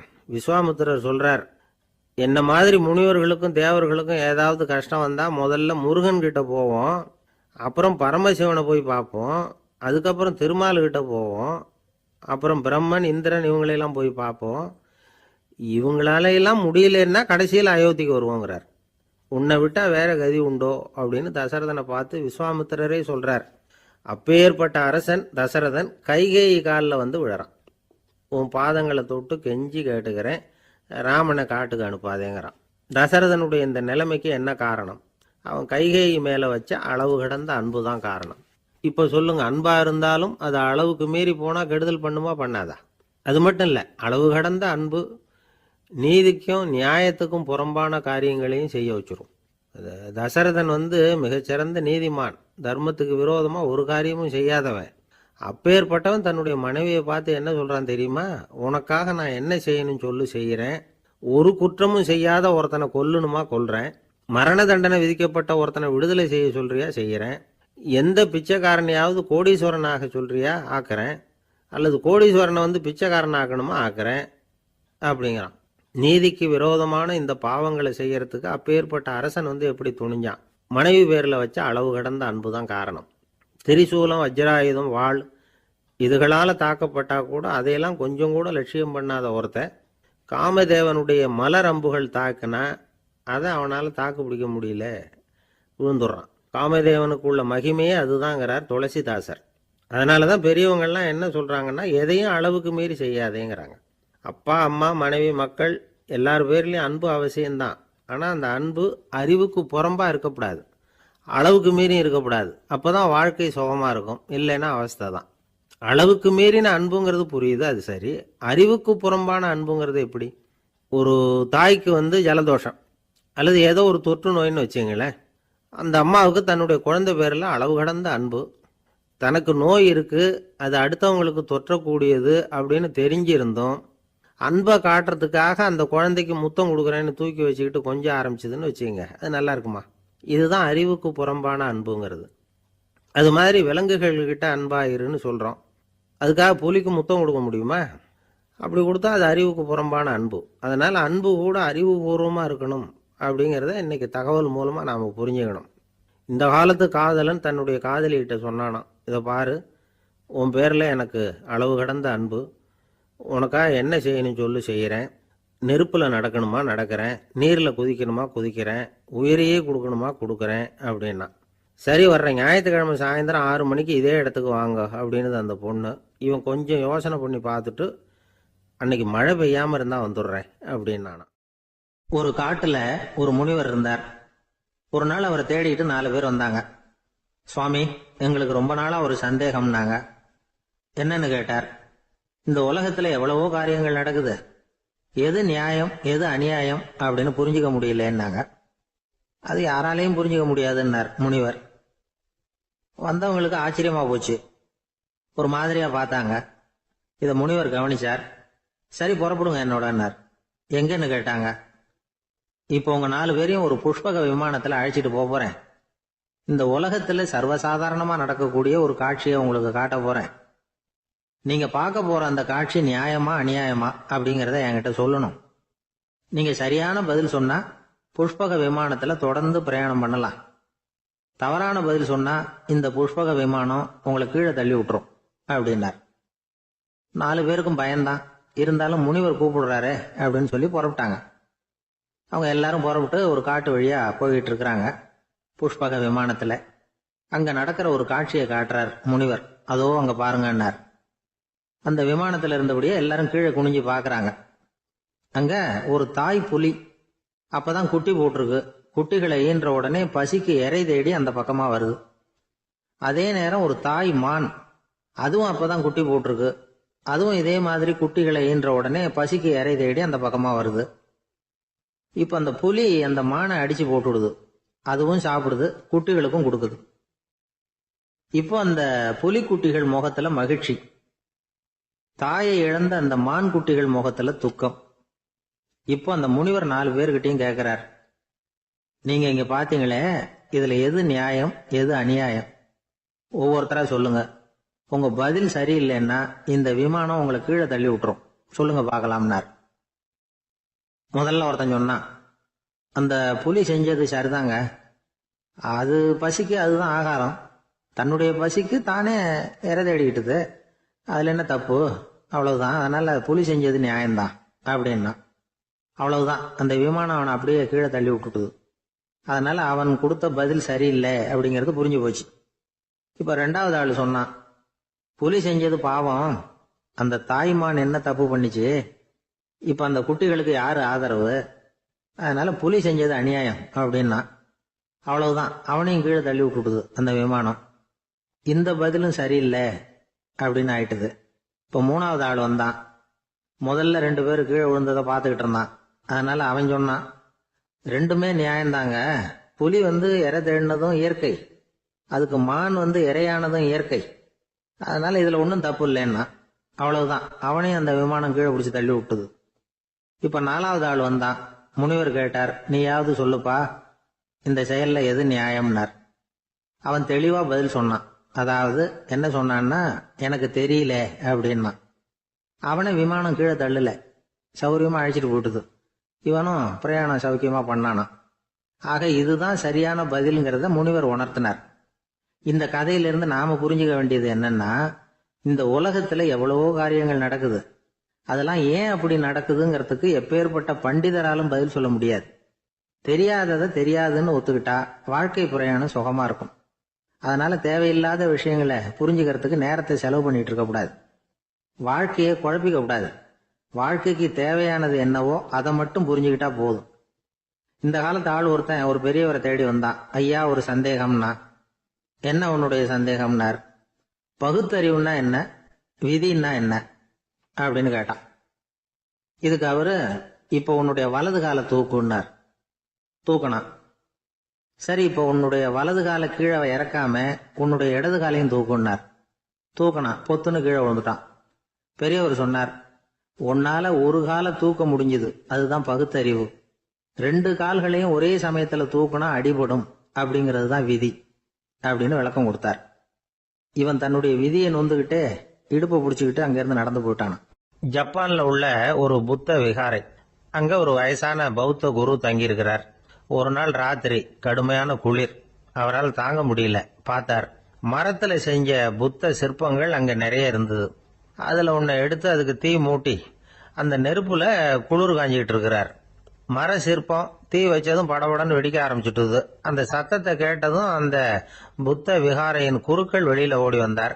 இவர் ஆனந்தமா குளிர் காஞ்சிக்கிட்டு இருக்கிறார். அவரால் பொறுத்துக்க முடியல. தெருவில் தெரிஞ்சுக்கிட்டு இருந்த அந்த பெரியவரை இங்க தங்க அனுமதிச்சதே அவரு தான். இவர் இப்படி பண்றாருன்னு நினைச்சுக்கிட்டே அவரை கோபமா பார்த்தார். ஏன் இப்படி கோபமா பாக்குறீங்க, இப்படி வந்து உட்காருங்க அப்படிங்கிறாரு இவர். அவருக்கு இன்னமும் கோபம் வந்துட்டுது. எங்கள் கடவுளை வந்து எரிச்சுட்டீங்களே அப்படின்னு சத்தம் போட்டாராம். அப்படியா அப்படின்னு கேட்டுக்கிட்டே அந்த சாம்பலை கிளறினார் இவர். என்ன செய்யறீங்கன்னு கேட்டிருக்காரு அவர். நான் எலும்புகளை தேடுறேன்னாராம். நீங்க ஒரு பைத்தியம், இது ஒரு மர சிற்பம், இதுல எலும்புகள் கிடையாது அப்படின்னாராம். அவருக்கு கோபம் வந்துட்டுது. உடனே வெளியில போங்கன்னு கத்தியிருக்காரு. வெளியில தள்ளி கதவையும் சாத்தி விட்டாராம். மறுநாள் காலையில கதவை திறந்து பார்த்தா அந்த வயசான பெரியவர் ஒரு மைல்கல் மேல சில காட்டு பூக்களை வச்சு புத்தம் சரணம் கச்சாமின்னு சொல்லிக்கிட்டே இருக்கிறார். இவருக்கு சந்தேகமா போட்டுது. கிட்ட போனார். என்ன செஞ்சுக்கிட்டு இருக்கீங்கன்னு கேட்டார். இது என்னுடைய காலை நேர பிரார்த்தனைனாராம். நிஜமாவே நீங்க ஒரு பைத்தியமா தான் இருக்கணும், ஏன்னா அது ஒரு மைல்கல் அப்படின்னாராம்.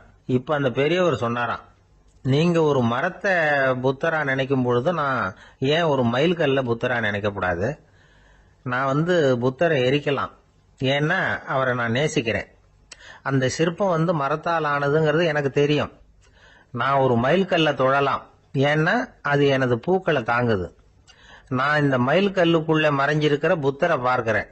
யாராவது ஒரு சிற்பி இதை சிலையாக்கினாதான் நீங்க புத்தரை பார்க்க முடியும். அன்னைக்கு ரொம்ப குளிரா இருந்தது. நான் எனக்குள்ள இருக்கிற புத்தரையும் பாதுகாக்கணும். உள்ளே இருக்கிற புத்தரை காப்பாத்துறதுக்காக வெளியில உள்ள புத்தரை எரிக்கலாம், அதுல ஒன்றும் தப்பு இல்லை. அது அவருடைய போதனையிலேயே இருக்கு. உனக்குள் ஜோதியாக இரு அப்படிங்கிறது அவருடைய போதனை. என்னுடைய புத்தர் வந்து குளிர்ல நடுங்கிட்டு இருந்தார். அந்த மர சிற்பங்கள் வெயில் மழையில உணர்ச்சி இல்லாம இருந்தது, அதனால அப்படி பண்ணினேன். ஆனா நீங்க என்ன பண்ணீங்க? நான் ஒரு மர புத்தரை எரிச்சதுக்காக உயிருள்ள புத்தரை வெளியில தள்ளி கதவை சாத்தினீங்க அப்படின்னாரா அந்த பெரியவர். உண்மையான பக்திங்கிறது இதுதான். அதாவது உனக்குள் ஜோதியாக இரு அப்படின்னு புத்தர் சொன்னார் இல்லையா, அது மாதிரி தனக்குள் ஜோதியாக இருக்கிற இந்த காலத்து ஆசாமிகள் நிறைய பேர் உண்டு. எப்பவும் போதையிலேயே இருக்கிறவங்க. ஒரு நாள் நடு ராத்திரி ஒரு மது கடையில ஒரு ஆள் அங்குள்ள சிப்பந்திகள் கிட்ட கேட்டுக்கிட்டு இருக்கிறான். மறுபடியும் இந்த கடை எப்போ திறப்பாங்கன்னு கேட்டானா. நாளைக்கு காலையில 8 மணிக்கு திறப்பாங்க அப்படின்னு ஆனா அங்க இருந்த ஆள். அவன் திருப்பி திருப்பி அதையே கேட்டுக்கிட்டு இருக்கான். இவனுக்கு பதில் சொல்லி சொல்லி அழுத்து போச்சு. அதான் சொல்றேன் ஐயா, நாளைக்கு காலையில வா அப்படின்னாங்களாம்.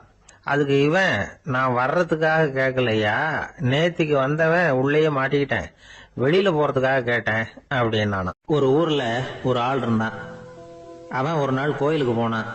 கடவுள்கிட்ட வேண்டிக்கிட்டான், எனக்கு ஒரு 1 லட்சம் ரூபா நீ கொடுத்தா நான் உன் சன்னதியில ஒரு தேங்காய் உடைக்கிறேன் அப்படின்னு வேண்டிக்கிட்டான். கடவுள் பார்த்தார். உடனே அவன் கண் முன்னாடி தோன்றினார். இந்தா நீ கேட்ட 1 லட்சம் ரூபாய் அப்படின்னு சொல்லி அவன் கையில பணத்தை கொடுத்துட்டு மறைஞ்சிட்டார். இவனால நம்பவே முடியல. இவ்வளவு சுலபமா கிடைக்கும்னு தெரிஞ்சிருந்தா அனாவசியமா ஒரு தேங்காய் உடைக்கிறேன்னு வேண்டி இருக்க வேண்டியது இல்லையே அப்படின்னு நினைச்சான். இருந்தாலும் வேண்டுதலை நிறைவேற்ற வேண்டியது கடமை. அதுக்காக என்ன பண்ணா, பக்கத்துல ஒரு கடைக்கு போனான். ஒரு தேங்காயை கையில் எடுத்தான். இது என்ன விலைன்னு கேட்டான். 5 ரூபான்னார் கடையில் இருந்தவர். அதிகமா இருக்குதே விலைன்னா. அப்படின்னா ஒண்ணு செய்யுங்க, அடுத்த ஊருக்கு போங்க, அங்க தென்னந்தோப்பு அதிகம், அதனால அங்க இதை விட குறைஞ்ச விலைக்கு கிடைக்கும் அப்படின்னார். சரின்னு அடுத்த ஊருக்கு கிளம்புனான். அங்க போய் விசாரிச்சான். ஒரு தேங்காய் 3 ரூபாய் விலைன்னாங்க. இதுவும் அதிகமா தெரியுதேன்னா. அப்படின்னா ஒண்ணு செய்ய, அதோ அந்த ஆத்து ஓரமா ஒரு தென்னை மரம் இருக்கு பார், அதுல நீயே ஏறி பறிச்சுக்கோ, ஒரு தேங்காய்க்கு 1 ரூபா கொடுத்தா போதும் அப்படின்னார் அந்த தோப்புக்கு சொந்தக்காரரு. இவனுக்கு மரம் ஏற தெரியாது. இருந்தாலும் ஆசை யாரை விட்டுது, விலை சல்லிசா இருக்குதே. ஆற்று ஓரம் போனால் தட்டு தடுமாறி அந்த மரத்தில் ஏறினா அந்த தென்னை மரம் வளைஞ்சி ஆற்று பக்கம் போய் அப்புறம் நிமிர்ந்து இருந்தது. அதாவது மரத்தின் உச்சி சரியா ஆற்றுக்கு நடுவில் இருந்தது. ஆற்றுல வெள்ளம் கரை புரண்டு ஓடிக்கிட்டு இருக்கு. இவன் கடவுள் கொடுத்த 1,00,000 ரூபாயை மடியில் வச்சு இறுக்கி கட்டிக்கிட்டான். உச்சிக்கு போய் காய் பறிக்கிற சமயத்தில் காற்றும் மழையும் பலமாக கலந்து அடிக்க ஆரம்பிச்சுட்டுது. கால் வழுக்கி விட்டுட்டுது. இவன் சடார்னு ஒரு தென்னை மட்டையை பிடிச்சிக்கிட்டு தொங்க ஆரம்பிச்சிட்டான். கீழே பயங்கரமான வெள்ளம். மடியில் 1,00,000 ரூபா பணம். என்ன செய்யறதுன்னு தவிக்கிறான். இந்த சமயம் கரையில் ஒரு யானை பாகன் யானையை குளிப்பாட்டிக்கிட்டு இருக்கிறான். அது அவன் கண்ணில் பட்டது. ஐயா ஒரு உதவின்னு கத்துனான். அவன் என்ன செய்யணும்னு கேட்டான். உன் யானையை மெதுவாக இங்கே அழைச்சிட்டு வா, எனக்கு நேராக கீழே நிறுத்து, என் காலை பிடிச்சி மெதுவாக கீழே இறக்கி விட்டுரு, என் மடியில் இருக்கிற பணத்தில் உனக்கு 10,000 ரூபா தரேன் அப்படின்னா. அவன் பார்த்தான். காலை கையை பிடிச்சா கூட எவனும் இந்த காலத்தில் 10 ரூபாய்க்கு மேலே தரமாட்டேங்கிறான். இவன் காலை பிடிச்சா 10,000 தர்றேங்கிறான் அப்படின்னு யோசனை பண்ணான். உடனே யானையை கொண்டுட்டு போனான். அவனுக்கு நேராக கீழே நிறுத்தினான். அவன் காலை பிடிச்சான். அவ்வளவுதான். அந்த நேரம் பார்த்து யானை மெதுவாக நடந்து அப்பால போட்டுது. இப்போ யானை பாகன் அவன் காலை கெட்டியாக பிடிச்சிக்கிட்டு தொங்குறான். பரிதாபமாக மேலே பார்க்குறான். அவன் மட்டையை பிடிச்சிக்கிட்டு தொங்குறான். இப்போ யானை பாகன் சொல்கிறான், தம்பி மட்டையை விட்டுறாத, கெட்டியாக பிடிச்சிக்கோ, நான் உனக்கு 10,000 ரூபா தரேன், இதோ மடியில் தான் வச்சிருக்கேன்னா. மேலே தொங்குறவனுக்கு இந்த நிலைமையிலேயும் ஒரு சந்தோஷம். மேற்கொண்டு ஒரு 10,000 ரூபா நமக்கு கிடைக்கும் போல இருக்கே அப்படின்னு. இந்த சமயத்தில் ஒருத்தன் ஒட்டகத்தை ஓட்டிகிட்டு வந்தான் அந்த பக்கமாக குளிப்பாட்டுறதுக்கு. யானை பாகம் பார்த்துட்டான். ஐயா ஒட்டகக்காரரே, அதை இங்கே கொண்டுட்டு வா, எங்கள் காலை பிடிச்சி பத்திரமா இறக்கி விடு, நாங்கள் பணம் கொடுக்குறோம்னா. அவனும் பணத்துக்கு ஆசைப்பட்டு வந்தான். அவன் காலை பிடிக்கிற சமயம் ஒட்டகமும் நழுவி போட்டுது. இப்போ 3 பேருமே வரிசையாக தொங்குறாங்க. ஒட்டகக்காரன் கத்துறான், தம்பி மட்டையை விட்டுறாத, கெட்டியா பிடிச்சிக்கோ, நான் என் மடியில் இருக்கிற 5,000 உனக்கு தந்துடுறேன்னா. மேலே தொங்குறவனுக்கு இன்னமும் சந்தோஷம். இவனும் பணம் தர்றேங்கிறான் அப்படின்னா இன்னைக்கு நமக்கு மொத்த பண வரவு எவ்வளவு அப்படின்னு ஒவ்வொன்றா கூட்டி பார்க்க ஆரம்பிச்சான். மனக்கணக்கு சரியா வரல. அதனால அப்படியே விரல விட்டு எண்ண ஆரம்பிச்சான். அவ்வளவுதான். மட்டையை விட்டுட்டு கை நழுவி வந்துட்டுது. 3 பேரும் பொத்துன்னு ஆத்துல விழுந்தாங்க. படாத பாடுபட்டு தட்டு தடுமாறி கரைக்கு வந்து சேர்ந்தாங்க. 3 பேர் மடியில் இருந்த பணமும் ஆத்தோட போட்டுது. பேராசை பெருநஷ்டம் அப்படின்னு ஒரு பழமொழி இருக்குல்ல, அதை விளக்கறதுக்காக சொல்லப்பட்ட கதை இது. இந்த காலத்தில் ஒருத்தர் ஒரு நீச்சல் குளத்தில் நீச்சல் அடிச்சுக்கிட்டு இருக்கிறார். காவலுக்கு இருந்தவர் அதை கவனிச்சுட்டார். கரையிலேருந்து சத்தம் போட்டாராம், இதோ பாருங்க, இங்கே ராத்திரி 8 மணிக்கு மேலே நீச்சல் அடிக்கிறது சட்டப்படி குற்றம், அதுக்கு அனுமதி கிடையாது, தெரியாதா உங்களுக்கு அப்படின்னாராம். இதுக்கு அவரு, ஐயோ நான் நீச்சல் அடிக்க வந்தவன் இல்லைங்க, சும்மா சுற்றி பார்க்க வந்தவன், தடுமாறி குளத்தில் விழுந்துட்டேன், நீச்சல் தெரியாது, அதனால தத்தளிச்சுக்கிட்டு இருக்கிறேன் அப்படின்னு கத்துனாராம். கரையில் இருந்தவர் பார்த்தார். ஓ அப்படின்னா சரி, அதுக்கு ஒன்றும் தடை இல்லை அப்படின்னு சொல்லிவிட்டு அவர் பாட்டு நடந்து போயிட்டாராம். ஒரு ஆள் இருந்தார். அவர் தன்னை ஒரு குருன்னு சொல்லிக்கிட்டார். மௌன குரு, வாயே திறக்கிறது இல்லை. அவருக்கு 2 சீடர்கள் உண்டு. இவங்க தான் வர்றவங்க கிட்ட பேசுவாங்க, விளக்கம் கொடுப்பாங்க. ஒரு நாள் இந்த சீடர்கள் 2 பேரும் எங்கேயோ வெளியில போயிட்டாங்க. அந்த நேரம் பார்த்து ஒருத்தர் அங்கே வந்தார். குரு கிட்ட போனார். குருவே, புத்தர்னா என்னன்னு கேட்டார். குருவுக்கு ஒன்றும் புரியல. அவர் உண்மையான குருவா இருந்தாவில் புரியும். அவர் திருன்னு முழிக்க ஆரம்பிச்சுட்டார்.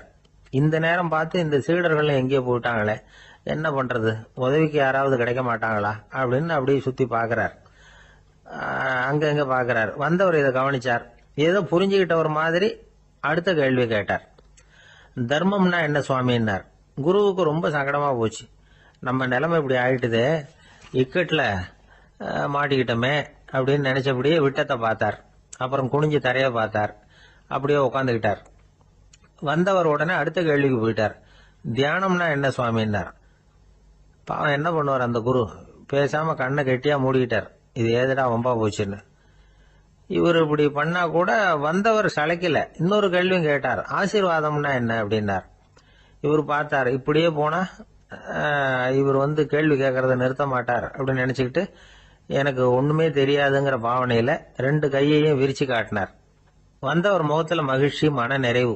ஏதோ எல்லாம் புரிஞ்சுக்கிட்ட ஒரு மாதிரி அங்கிருந்து புறப்பட்டு போனார்.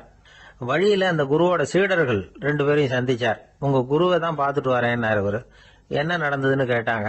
இவர் வரமா சொல்றார், உங்க குரு எவ்வளவு பெரிய ஞானி தெரியுமா, புத்தர்னா என்னன்னு கேட்டேன், அதுக்கு அவர் அப்படியும் இப்படியும் பார்த்தார், அதுக்கு என்ன அர்த்தம் தெரியுமா, மக்கள் புத்தரை அங்கேயும் இங்கேயும் தேடுறாங்க, உண்மையில அவர் அங்கேயும் இங்கேயும் தேடி கண்டுபிடிக்க முடியாது அப்படிங்கிறத அவர் செய்கை மூலம் உணர்த்தினார். அதுக்கப்புறம் தர்மம்னா என்னன்னு கேட்டேன். அவர் மேலையும் கீழையும் பார்த்து தர்மம் சமமானது, அதுல உயர்வு தாழ்வு இல்லைங்கிறத உணர்த்தினார். அதுக்கப்புறம் தியானம்னா என்னன்னு கேட்டேன். கண்ணை மூடிக்கிட்டார். கண்ணை மூடி காணுகிற அற்புதம் அது அப்படிங்கிறத புரிஞ்சுக்கிட்டேன். கடைசியா ஆசீர்வதிக்கப்படுறது பத்தி கேட்டேன். கைகளை நீட்டி உதவுறது தான் அது அப்படிங்கிறத தன்னுடைய இருகை விரிச்சு உணர்த்தினார். எவ்வளவு பெரிய மகான் அவரு அப்படின்னு சொல்லிவிட்டு அவர் பாட்டு போயிட்டார். சீடர்கள் அதுக்கப்புறம் மெதுவா குரு கிட்ட வந்து சேர்ந்தாங்க. அவங்கள பார்த்ததும் குருவுக்கு கோபம் வந்துட்டுது. அடே பாவிகளா, எங்கடா போய் தொலைஞ்சிங்க, நான் ஒரு ஆளுகிட்ட மாட்டிக்கிட்டு என்ன பாடுபட்டிருக்கேன் தெரியுமான்னார். இது மாதிரி தான் நாம சாதாரண மனிதர்களின் புற வேடங்களிலேயே மயங்கி போயிடுறோம். அவங்க பேச்சு, செய்கை, பார்வை இதுல எல்லாம் ஏதோ பெரிய தத்துவம் இருக்கிறதாக நினைச்சுக்கிறோம். உண்மையிலேயே அந்த தத்துவங்கள் யாருக்கு சொந்தம்? அவங்களுக்கு இல்ல, நமக்கு தான் சொந்தம். நாம தானே அதை கற்பிச்சுக்கிட்டோம். நாம அடையாளம் கண்டுக்கிறது இல்ல, நாம யாருங்கிறது நமக்கு புரியறது இல்ல. அதுதான் இன்னைக்கு நடக்கிறது. அதனாலதான் அடுத்தவங்களை தேடி ஓடிக்கிட்டு இருக்கிறோம். சில வீடுகளில் கூட இது மாதிரி சைகைகள் உண்டு. சில குடும்ப தலைவர்கள் தினமும் காலையில கண்ணை கெட்டியா மூடிக்கிட்டு கை ரெண்டையும் சுத்தமா விரிச்சு வச்சுக்கிட்டே உட்காந்து தியானம் பண்றது வழக்கம். எதுக்காக அப்படி பண்றீங்கன்னு ஒருத்தரை பார்த்து கேட்டேன். இந்த மாசம் வாங்கின சம்பளம் பூரா தீர்ந்து போச்சு, இனிமே என் கையில சுத்தமா ஒண்ணும் இல்ல, புதுசா எதுவும் செலவு வச்சுடாதே அப்படிங்கறத அப்படி உள்ளங்கை ரெண்டையும் விரிச்சு காட்டி அவங்களுக்கு உணர்த்துறேன் அப்படின்னார். இந்த உலகத்துல மனுஷன் எவ்வளவோ தவறுகள் செய்யறான். அதுக்கெல்லாம் என்ன காரணம்? அதை பத்தின ஆராய்ச்சி தான் இன்னைக்கு. இதுக்கு ஆராய்ச்சி என்னத்துக்கு, அது தெரிஞ்ச விஷயம் தானே அப்படின்னு நீங்க நினைக்கலாம். ஆனா அப்படி அலட்சியமா இந்த விஷயத்தை விட்டுறக்கூடாது. பொதுவா எல்லோரும் நினைக்கலாம் எது சரி எது தவறு அப்படின்னு தெரியாததுனாலதான் மனுஷன் தப்பு பண்றான் அப்படின்னு. ஆனா அப்படி சொல்லிட முடியாது. மனுஷன் தெரிஞ்சே தான் தவறுகள் பண்றான். இப்போ உதாரணத்துக்கு ஒரு சாலையில இடது பக்கம் போக வேண்டிய ஒருத்தர் நடுக்கோட்டை தாண்டி வலது பக்கமா வண்டியை ஓட்டிட்டு போறாருன்னு வச்சுங்க. என்னப்பா இது தப்பு இல்லையா அப்படின்னு அவர்கிட்ட கேட்டா, அதெல்லாம் எனக்கு தெரியும், நீ உன் வேலையை பார்த்துட்டு போ அப்படிம்பார். வலது பக்கமா போறது தப்புன்னு தெரிஞ்சே தான் அவர் அப்படி செய்யறார், அப்படி போறார். பெரிய உத்தியோகத்துல இருக்கிறவங்க கூட லஞ்சம் வாங்குறாங்க. அவங்களுக்கெல்லாம் லஞ்சம் வாங்குறது தப்புன்னு தெரியலன்னு அர்த்தம். திருடுறது தப்புன்னு தெரியாமலாம் மனுஷன் திருடுறான், நல்லாவே தெரியும். நீங்க வேணும்னா கேட்டு பாருங்க, வேற வழி இல்ல அதனாலதான் திருடுறேன்பா. திருடுறது ஒரு புண்ணியமான காரியம்னு திருடனே கூட சொல்ல மாட்டான். திருடுறது தவறுங்கிறது திருடனுக்கு தெரியும் அப்படிங்கறத விளக்கறதுக்காக ஒரு பெரியவர் ஒரு கதை சொன்னார். அதாவது 2 திருடர்கள் 2 பேரும் சேர்ந்து ஒரு வீட்டுக்கு போய் ஒரு 10,000 ரூபாயை திருடிட்டு வந்துடுறாங்க. ஒரு காட்டு வழியா வந்துகிட்டு இருக்கிறாங்க. இன்னும் விடியல. 2 பேருக்கும் தூக்கம் கண்ணை சுத்துது. சரி, இப்படியே ஒரு மரத்தடியில படுத்து தூங்குவோம், காலையில விடிஞ்சதும் இந்த பணத்தை 2 பேரும் பங்கு போட்டுக்குவோம் அப்படின்னு முடிவு பண்றாங்க. அதே மாதிரி படுத்து தூங்குறாங்க. நடு ராத்திரியில ஒரு திருடன் முழிச்சுக்கிறான். விடிகிற வரைக்கும் காத்துக்கிட்டு இருந்தா 5,000 ரூபா தான் கிடைக்கும், இப்பவே கம்பி நீட்டினா 10,000 ரூபா கிடைக்கும் அப்படின்னு யோசிச்சு பார்த்துட்டு ஒரு முடிவுக்கு வந்தான். மெதுவா அந்த 10,000த்தையும் சுருட்டிக்கிட்டு அடுத்தவனுக்கு தெரியாம ஓடி போயிட்டான். விடியுது. அடுத்தவன் எழுந்திரிச்சு பாக்குறான். பணத்தையும் காணல, பாகஸ்தனையும் காணல. இந்த திருடன் அந்த திருடனை திட்டுறான். திருட்டு பய, அயோக்கிய பய, இப்படி அநியாயமா கிளப்பிட்டு போட்டானே அப்படிங்கிறான். இதுல இருந்து என்ன தெரியுது? தெரியாம எடுத்துக்கிட்டு போறது திருட்டு, அயோக்கியத்தனம், அநியாயம் அப்படிங்கறது இவனுக்கு தெரிஞ்சிருக்குது. அதனாலதான் அடுத்தவனை பார்த்து இப்படி திட்டுறான். அதனால தெரியாததுனால மனுஷன் தவறு பண்றான்னு சொல்றது சரியில்லை. அப்படின்னா மனுஷன் பண்ற தவறுகளுக்கு உண்மையான காரணம் தான் என்ன? இதே சந்தேகம் அர்ஜுனனுக்கும் வந்துதான்.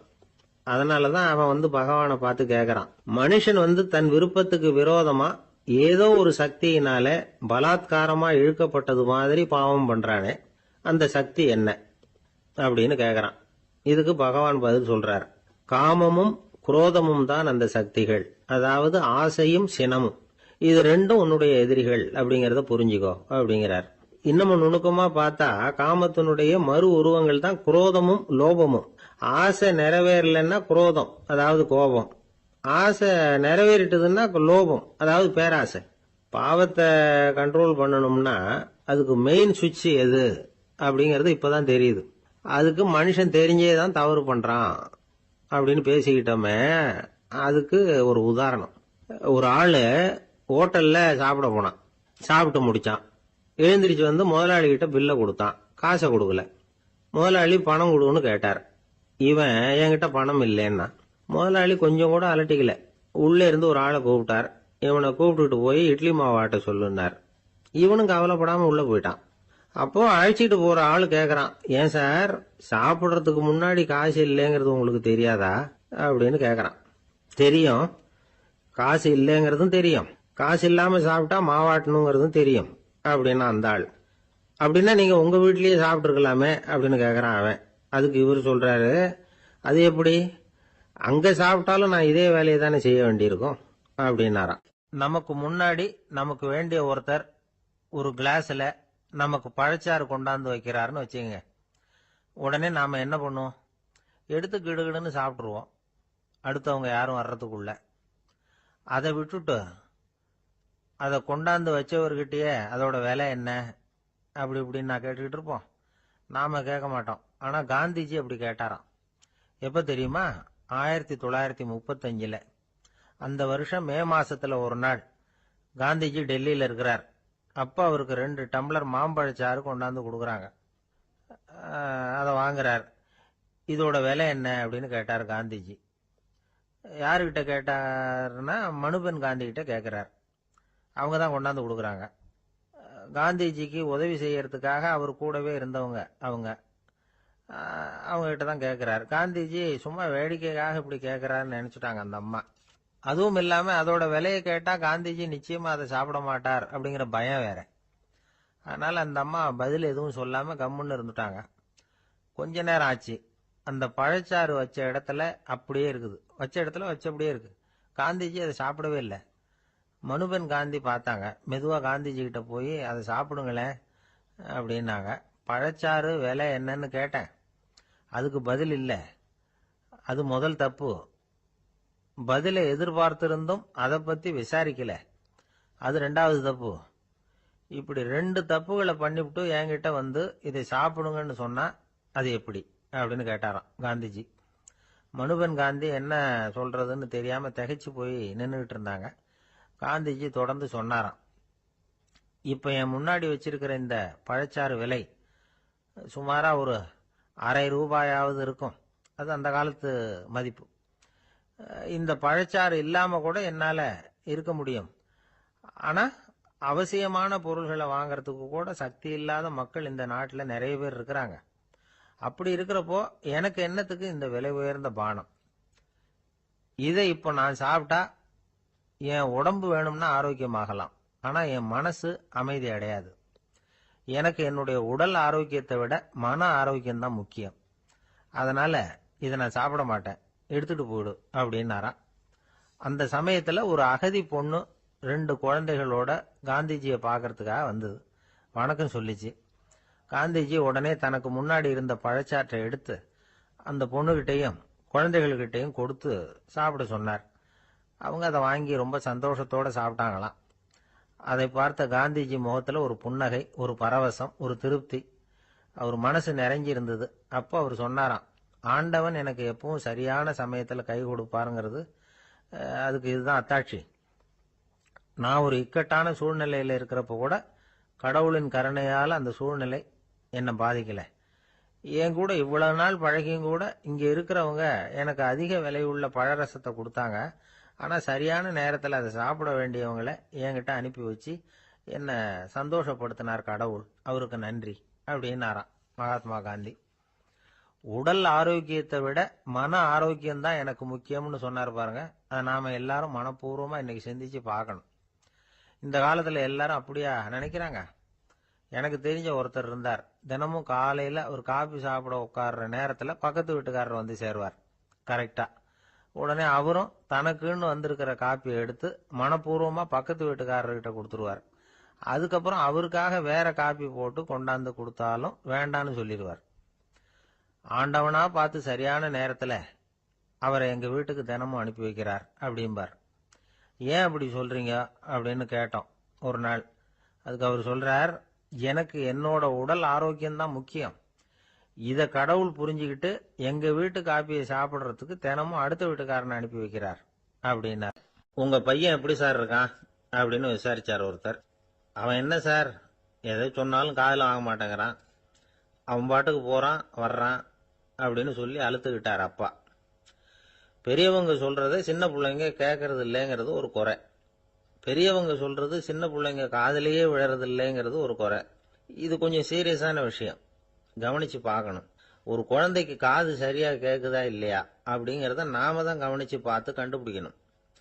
அதுவா நம்ம கிட்ட தவழ்ந்து வந்து அப்பா எனக்கு காது கேட்கல, அழைச்சிட்டு போங்க டாக்டர்கிட்ட அப்படின்னுலாம் சொல்லிக்கிட்டு இருக்காது. அது சரி, ஒரு குழந்தைக்கு காது சரிவர கேட்குதா இல்லையா அப்படிங்கிறத முன்கூட்டியே நாம தெரிஞ்சுக்கிறது எப்படி? அதுக்கு சில வழி இருக்கு.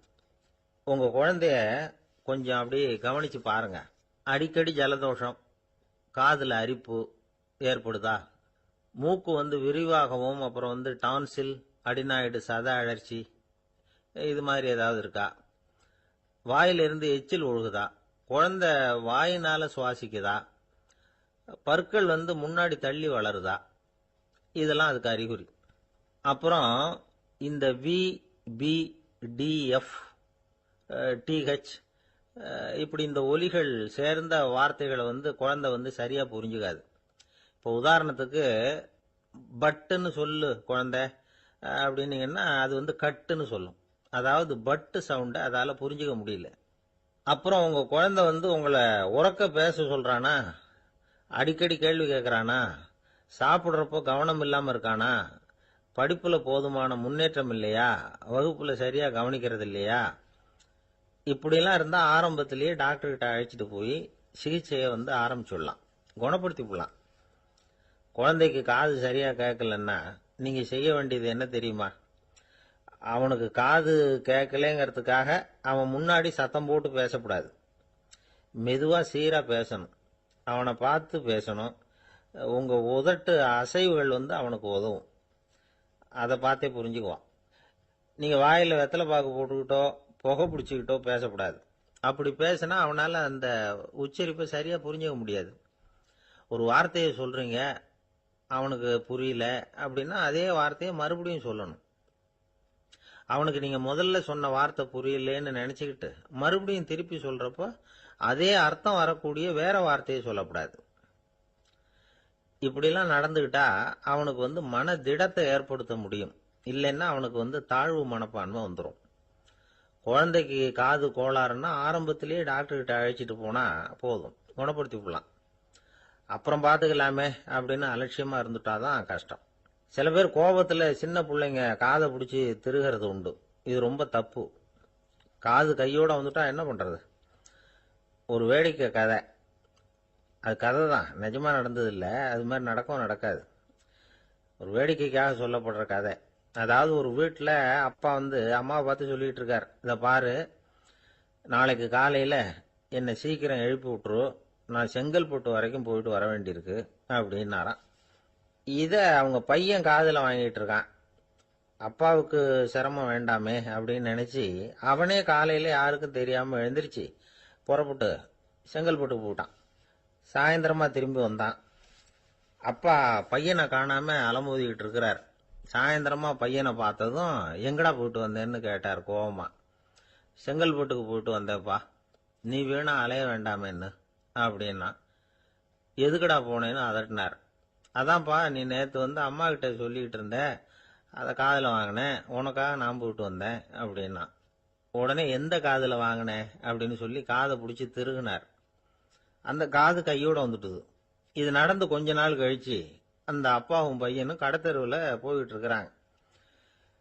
எதிரில் ஒரு நாய் ஓடி வந்தது. அதுக்கு 2 காதும் இல்லை. என்ன இது, இந்த நாய்க்குட்டிக்கு 2 காதும் இல்லை அப்படின்னாரு அப்பா. அதுக்கு பையன் சொல்றான், அப்பா அது 2 தடவை செங்கல்பட்டுக்கு போயிட்டு வந்துருவோம் அப்படின்னா. 2 பேர் சுவாரஸ்யமா பேசிட்டு இருக்கிறப்போ குறுக்க புகுந்து தொந்தரவு பண்றதுக்குன்னே சில பேர் இருப்பாங்க. அது ரொம்ப இடைஞ்சலா இருக்கும். இதே மாதிரி மின்காந்தம் கூட குறுக்க புகுந்து தொந்தரவு பண்ணும். கடைசியில் அது ஒரு பெரிய இடைஞ்சல கொண்டாந்து விட்டுரும். சில வீடுகளில் கேபிள் கனெக்ஷன் இல்லாம சில தனியார் டிவி காட்சிகள் தெரியும். அதுக்கு என்ன காரணம்னா இந்த மின்காந்த குறுக்கீடு தான் காரணம். இதைத்தான் சுருக்கமா EMI அப்படின்னு சொல்றாங்க. அதாவது எலக்ட்ரோ மேக்னெட்டிக் இன்டர்ஃபியரன்ஸ்.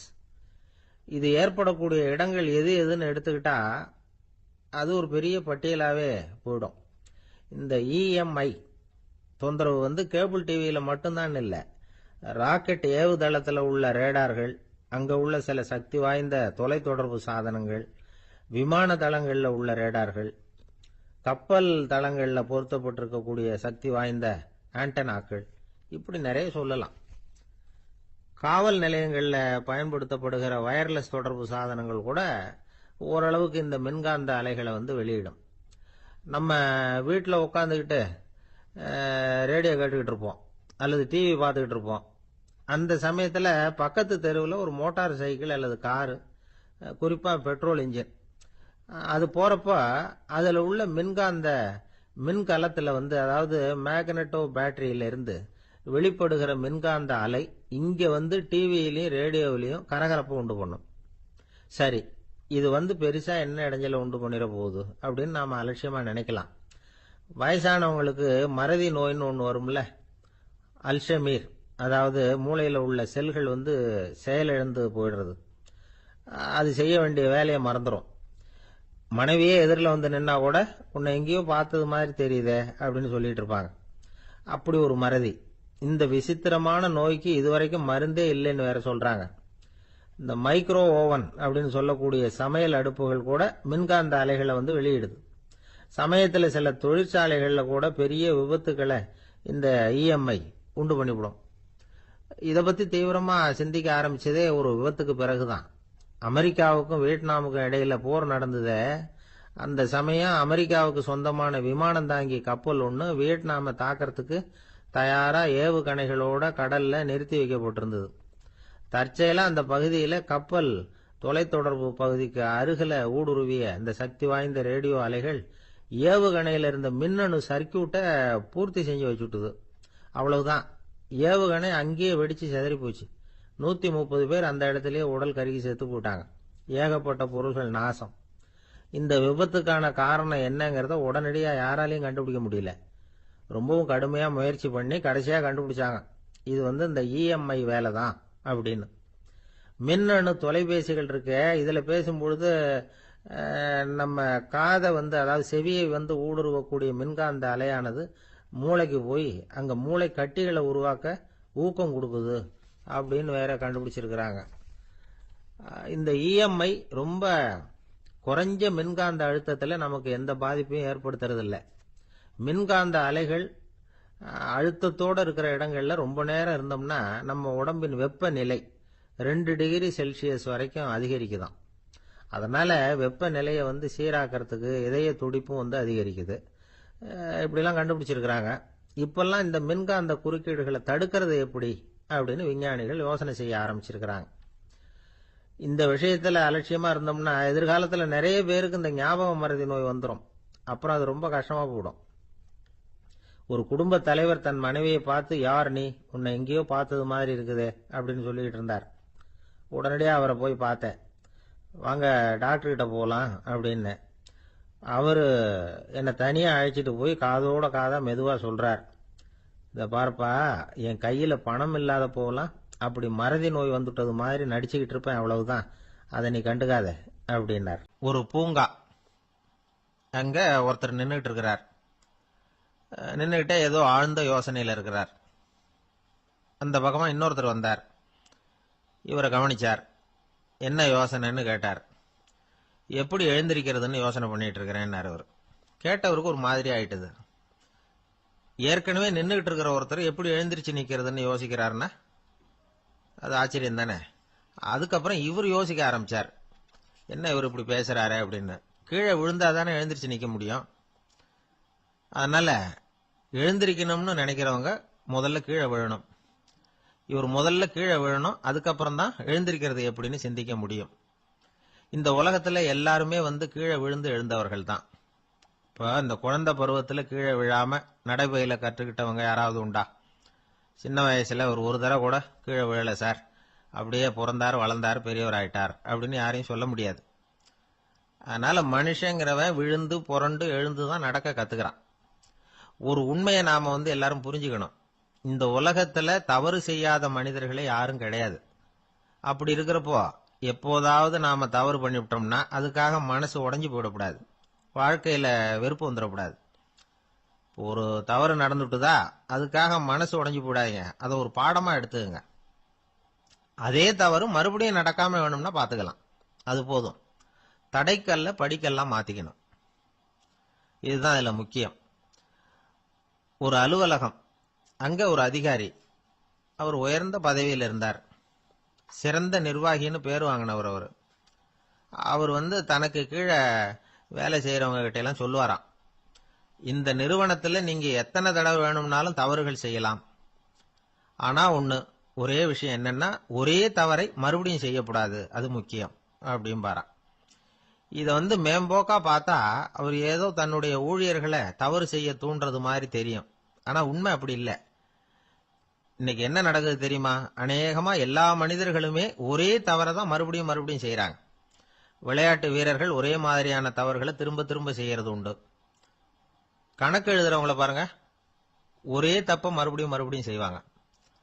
அலுவலகம் வருகிறவர்களை கவனிங்க, ஒரு நாள் தாமதமா வந்தா பரவாயில்ல, தினமும் தாமதமா வருவாங்க. இது மாதிரி செய்த தவறையே திரும்ப திரும்ப செய்யறதுக்கு என்ன காரணம் அப்படின்னா, சோம்பல், ஞாபக மறதி, கவனக்குறைவு, தன்னுடைய திறமை பேர்ல அளவுக்கு மீறிய நம்பிக்கை, இப்படி இதுல ஏதாவது ஒரு காரணமா இருக்கலாம் அப்படிங்கிறாங்க இது பற்றி ஆய்வு செய்கிற வல்லுநர்கள். ஒரு தடவை செஞ்ச தவிர மறுபடியும் செய்யறது இல்லைன்னு முடிவு செஞ்சுக்கிட்டு அதை செயல்படுத்த கத்துக்கணும், அது போதும், வாழ்க்கை வெற்றிகரமா அமையும் அப்படிங்கிறாங்க அந்த அனுபவசாலிகள். அதனால வெற்றிகரமா வாழ்க்கையில நடைபோட விரும்பும் இளைஞர்கள் தவிர்க்க வேண்டியது என்னன்னா, முதல்ல சோம்பலை தவிருங்கள், சுறுசுறுப்பாக இயங்குங்கள் அப்படிங்கறது அவங்க அறிவுரை. ரெண்டாவது ஞாபக மறதி, எந்த செயல்லையும் ஈடுபாடு வேணும், அக்கறை வேணும். மூணாவது கவனக்குறைவு, எதையும் அலட்சியப்படுத்தக்கூடாது. நாலாவது என்னால முடியாதது எதுவுமே கிடையாது அப்படிங்கிற அளவுக்கு மீறிய நம்பிக்கை, அது ஆபத்துல கொண்டு போய் விட்டுரும். அதனால முதல் தவறு உங்களுக்கு ஒரு பாடமா அமையணும். ஒரு மனிதர், அவர் தன்னுடைய 2 காதுலையும் கட்டு போட்டுக்கிட்டு வந்தார். அவருடைய நண்பர் அதை கவனிச்சுட்டார். என்ன சார் ஆச்சு, 2 காதுலையும் கட்டு போட்டுருக்கீங்களே அப்படின்னு விசாரிச்சார். ஒண்ணுமில்ல சார், வீட்டுல ரொம்ப ஆர்வமா டிவியில கிரிக்கெட் மேட்ச் பார்த்துக்கிட்டு இருந்தேன். அப்போ என்னுடைய மனைவி துணிகளுக்கு அயன் பண்ணிட்டு இருந்தாங்க.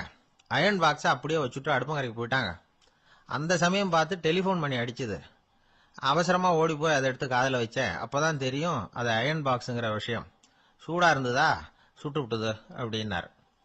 ஒரு காது சரி சார், 2 காதும் ஏன் அப்படி ஆச்சு அப்படின்னு கேட்டார். அதே ஆளு மறுபடியும் போன் பண்ணா சார் அப்படின்னாரு இவர் எவ்வளவு தூரம் யோசிச்சிருப்பாரு பாருங்க. அதனால ஒரு தவறு மறுபடியும் நடக்கக்கூடாது, முதல் தவறு உங்களுக்கு ஒரு பாடமாக அமையட்டும் அப்படிங்கிறது தான் இதுல இருந்து நாம தெரிந்து கொள்ள வேண்டிய கருத்து. அதனால தவறுகள் அதெல்லாம் தடைக்கெல்லாம் நினைக்க வேண்டாம், படிக்கெல்லாம் நினைப்போம். அப்படி நினைச்சோம்னா வாழ்க்கையில வெற்றி நிச்சயம். ஒரே ஒரு ஊர், அந்த ஊருக்கு பேரு கொடையாளிப்பட்டி. அந்த பேருக்கு தகுந்த மாதிரி தான் அந்த ஊர் மக்களும். யார் என்ன கேட்டாலும் இல்லைன்னு சொல்லாம கொடுப்பாங்க. கொடையாளிகள் நிறைந்த ஊர். இனாமா மட்டும் இல்ல, கடனாவும் பணம் கொடுப்பாங்க. யாருக்காவது அவசரமா பணம் தேவைப்பட்டதுன்னு வச்சுக்கோங்க, அந்த ஊருக்கு போய் வாங்கிக்கலாம். பத்திரம் தேவையில்லை, சாட்சி தேவையில்லை, ஜாமீன் தேவையில்லை, எந்த உத்தரவாதமும் கேட்காம பணம் கொடுத்துருவாங்க. நம்மால் ஒருத்தனுக்கு பணம் தேவைப்பட்டது, சொந்த பந்தம்லாம் கேட்டு பார்த்தா யாரும் கொடுக்கற வழியா தெரியல. எல்லாரும் அவங்கவுங்க சௌரியத்தை பாக்குறவங்க, அடுத்தவங்க சௌரியத்தை பத்தி கவலைப்படாதவங்க. இவன் எல்லாரையும் கேட்டு பார்த்துட்டு சோர்ந்து போய் உக்காந்துட்டான். அந்த நேரம் தான் கொடையாளிப்பட்டியை பத்தி கேள்விப்பட்டான். அப்படி ஒரு ஊர் இருக்கிறது தெரிஞ்சதும் அந்த ஊருக்கு வழி கேட்டுக்கிட்டு ஒரு நாள் புறப்பட்டு போனான். வயல்காட்டு வழியா போக வேண்டியிருந்தது. மெதுவா நடந்து ஊர் எல்லைக்கு வந்துட்டான். 2 பக்கமும் விவசாய வேலைகள் மும்முரமா நடந்துகிட்டு இருக்குது. ஏர் உழுதுகிட்டு இருக்கிறாங்க. அப்ப அங்க ஒரு ஆளை பாம்பு கடிச்சுட்டுது. பக்கத்துல வேலை செஞ்சுக்கிட்டு இருந்தவங்க ஓடி வந்தாங்க. அவசரமா செய்ய வேண்டிய முதல் உதவியெல்லாம் செஞ்சு பார்த்தாங்க, பலன் இல்லை. அந்த ஆள் செத்து போட்டான். அவன் செத்து விட்டான்னு தெரிஞ்சதும் அவனை தூக்கி வரப்பு மேல போட்டுட்டு எல்லாரும் அவங்கவுங்க வேலையை கவனிக்க ஆரம்பிச்சிட்டாங்க. அங்க ஒரு ஆளு இவனை பார்த்து சொன்னான், ஐயா, நீங்க போற வழியில இவன் சொந்தக்காரன், இவனுக்கு சோறு கொண்டுகிட்டு வருவான், இவன் இங்க செத்துட்டான்னு அவன்கிட்ட சொல்லிவிடுங்க அப்படின்னா. இவனுக்கு ரொம்ப ஆச்சரியம். என்னடா இது, பாம்பு கடிச்சுட்டுதுன்னதும் பதறி அடிச்சுக்கிட்டு ஓடி வந்தாங்க, செத்துட்டான்னதும் பேசாம தூக்கி போட்டுட்டு போயிட்டாங்க அப்படின்னு நினைச்சுக்கிட்டே நடந்து போறான். எதிரில் சோறு கொண்டுகிட்டு ஒரு ஆள் வந்தான். இவன் விவரத்தை சொன்னான். அங்க உங்க சொந்தக்காரன் பாம்பு கடிச்சு செத்து போட்டான் அப்படின்னா. அவன் கொஞ்ச நேரம் அமைதியா நின்னான். அதுக்கப்புறமா அங்கேயே வரப்புல உட்காந்து கொண்டுகிட்டு வந்த சோத்தை தானே சாப்பிட்டு முடிச்சான். பேசாம எழுந்திரிச்சு திரும்பி போயிட்டான். கொஞ்சம் கூட பதறல, அழல. இப்படியும் ஒரு ஊரா அப்படின்னு நினைச்சு ஆச்சரியப்பட்டுக்கிட்டே இவன் ஊருக்குள்ள போனான். ஒரு பெரிய மனுஷனை பார்த்து பணம் கேட்டான். அவரும் இவனோட பேரையும் ஊரையும் மட்டும் விசாரிச்சுக்கிட்டு தேவையான பணத்தை கொடுத்துட்டார். பணத்தை வாங்கிட்ட பிறகு தன்னுடைய மனசை அரிச்சுக்கிட்டு இருந்த அந்த விஷயத்தை பத்தி கேட்டான். ஐயா, வழியில ஒருத்தன் செத்துட்டான், அவனை அப்படியே தூக்கி வரப்புல போட்டுட்டு எல்லாரும் வயல்வெளி வேலைகளை பார்த்துக்கிட்டு இருக்கிறாங்களே அப்படின்னா. இதுக்கு அந்த பெரியவர் சொன்னார், ஆமா அப்படித்தான் செய்வோம், வேலை முடிஞ்சு வீட்டுக்கு திரும்புறப்போ அவனை தூக்கிட்டு வந்து அடக்கம் பண்ணிடுவோம் அப்படின்னார். ரொம்ப ஆச்சரியமா இருக்கு அப்படின்னா. ஏன் உங்க ஊர்ல யாராவது செத்துட்டா என்ன பண்ணுவீங்க அப்படின்னு கேட்டார். என்ன இப்படி கேக்குறீங்க, எங்க ஊர்ல எல்லாம் பணத்தை தூக்க விட மாட்டாங்க, ஒப்பாரி வைப்பாங்க, கட்டி புரண்டு அழுது புலம்பி தீத்துருவாங்க அப்படின்னா. இவன் பெரியவர் பார்த்தார். அவங்கிட்ட கொடுத்த பணத்தை லபக்குன்னு பறிச்சுக்கிட்டார். திருப்பி வாங்கிட்டார். இவன் பதறி போய் நிக்கிறான். அவரு சொன்னார், பணத்தையே விட மாட்டேன்னு கட்டுப்பிடிச்சு அழுதா நான் கொடுத்த பணத்தை மட்டும் எப்படி திருப்பி கொடுக்க போற, போயிட்டு வா அப்படின்னு விரட்டி விட்டாராம். இந்த கதையை நண்பர் ஒருத்தர் சொன்னார். கதை வேடிக்கையா தெரிஞ்சா கூட இதுல கருத்து உண்டு. பணம் பிணம் இது ரெண்டையுமே விடுறதுக்கு அவ்வளவு சுலபமா மனம் வர்றதில்லை. இந்த ரெண்டு விஷயங்கள்லயும் அறிவார்ந்த செயல்பாடு தேவை.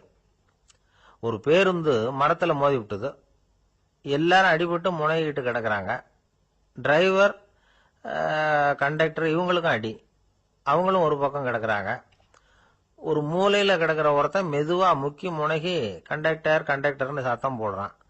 கண்டக்டர் மெதுவா நகர்ந்து அவங்கிட்ட போய் என்னன்னு விசாரிக்கிறார். அவன் ரொம்ப சிரமப்பட்டு வாயை திறந்து ஒரு 15 காசு சில்லற பாக்கி அப்படின்னானா. ஒருத்தர் இருக்கார், நல்ல உத்தியோகத்துல தான் இருக்கிறார். ஆனா எப்ப பார்த்தாலும் முகத்தை வெறுப்பா வச்சிருப்பார். அப்படியே வருவார் போவார். ஏன் சார் இப்படி இருக்கிறீங்க அப்படின்னு விசாரிச்சோம். ஏன்டா இந்த வேலைக்கு வந்தோம்னு இருக்கு சார் அப்படின்னார். உங்க வேலை உங்களுக்கு பிடிக்கலையா அப்படின்னு கேட்டோம். இல்லைன்னார். இப்படிப்பட்டவங்க வெற்றிகரமான வாழ்க்கை வாழ முடியாது. இது நிபுணர்கள் கருத்து. வேலையை நேசிக்க தெரிந்தவர்கள் வெற்றி பெறுவார்கள் அப்படிங்கிறாங்க அவங்க. எந்த துறையா இருந்தாலும் சரி, அந்த துறையில வெற்றிகரமா இருக்கிறவங்கள விசாரிச்சு பாருங்க. எனக்கு என்னுடைய வேலை ரொம்ப பிடிக்கும் அப்படின்னு சொல்றவங்களா தான் இருப்பாங்க. அப்படி இருந்தாதான் அது வெற்றிகரமா இருக்க முடியுது அவங்களால. ஒருத்தனுக்கு பிடித்தமான பொழுதுபோக்கே அவனுடைய தொழிலா இருந்துட்டுதுன்னா அவனை மாதிரி கொடுத்து வச்சவன் வேற யாரும் இல்லை அப்படிங்கிறார் பெர்னாட் ஷா.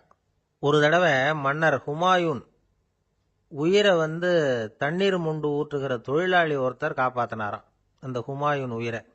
உடனே மன்னர் கேட்டிருக்கார், உனக்கு என்ன வேணும்னாலும் கேளு தரேன், உயர் பதவி வேணுமா அப்படின்னு கேட்டாராம். மன்னா, மக்களின் தாகம் தீர்க்கக்கூடிய இந்த பணியை விட உயர்ந்தது உண்டா அப்படின்னாராம் அந்த தொழிலாளி. அவரால் அவருடைய வேலையை நேசிக்க முடிஞ்சுது.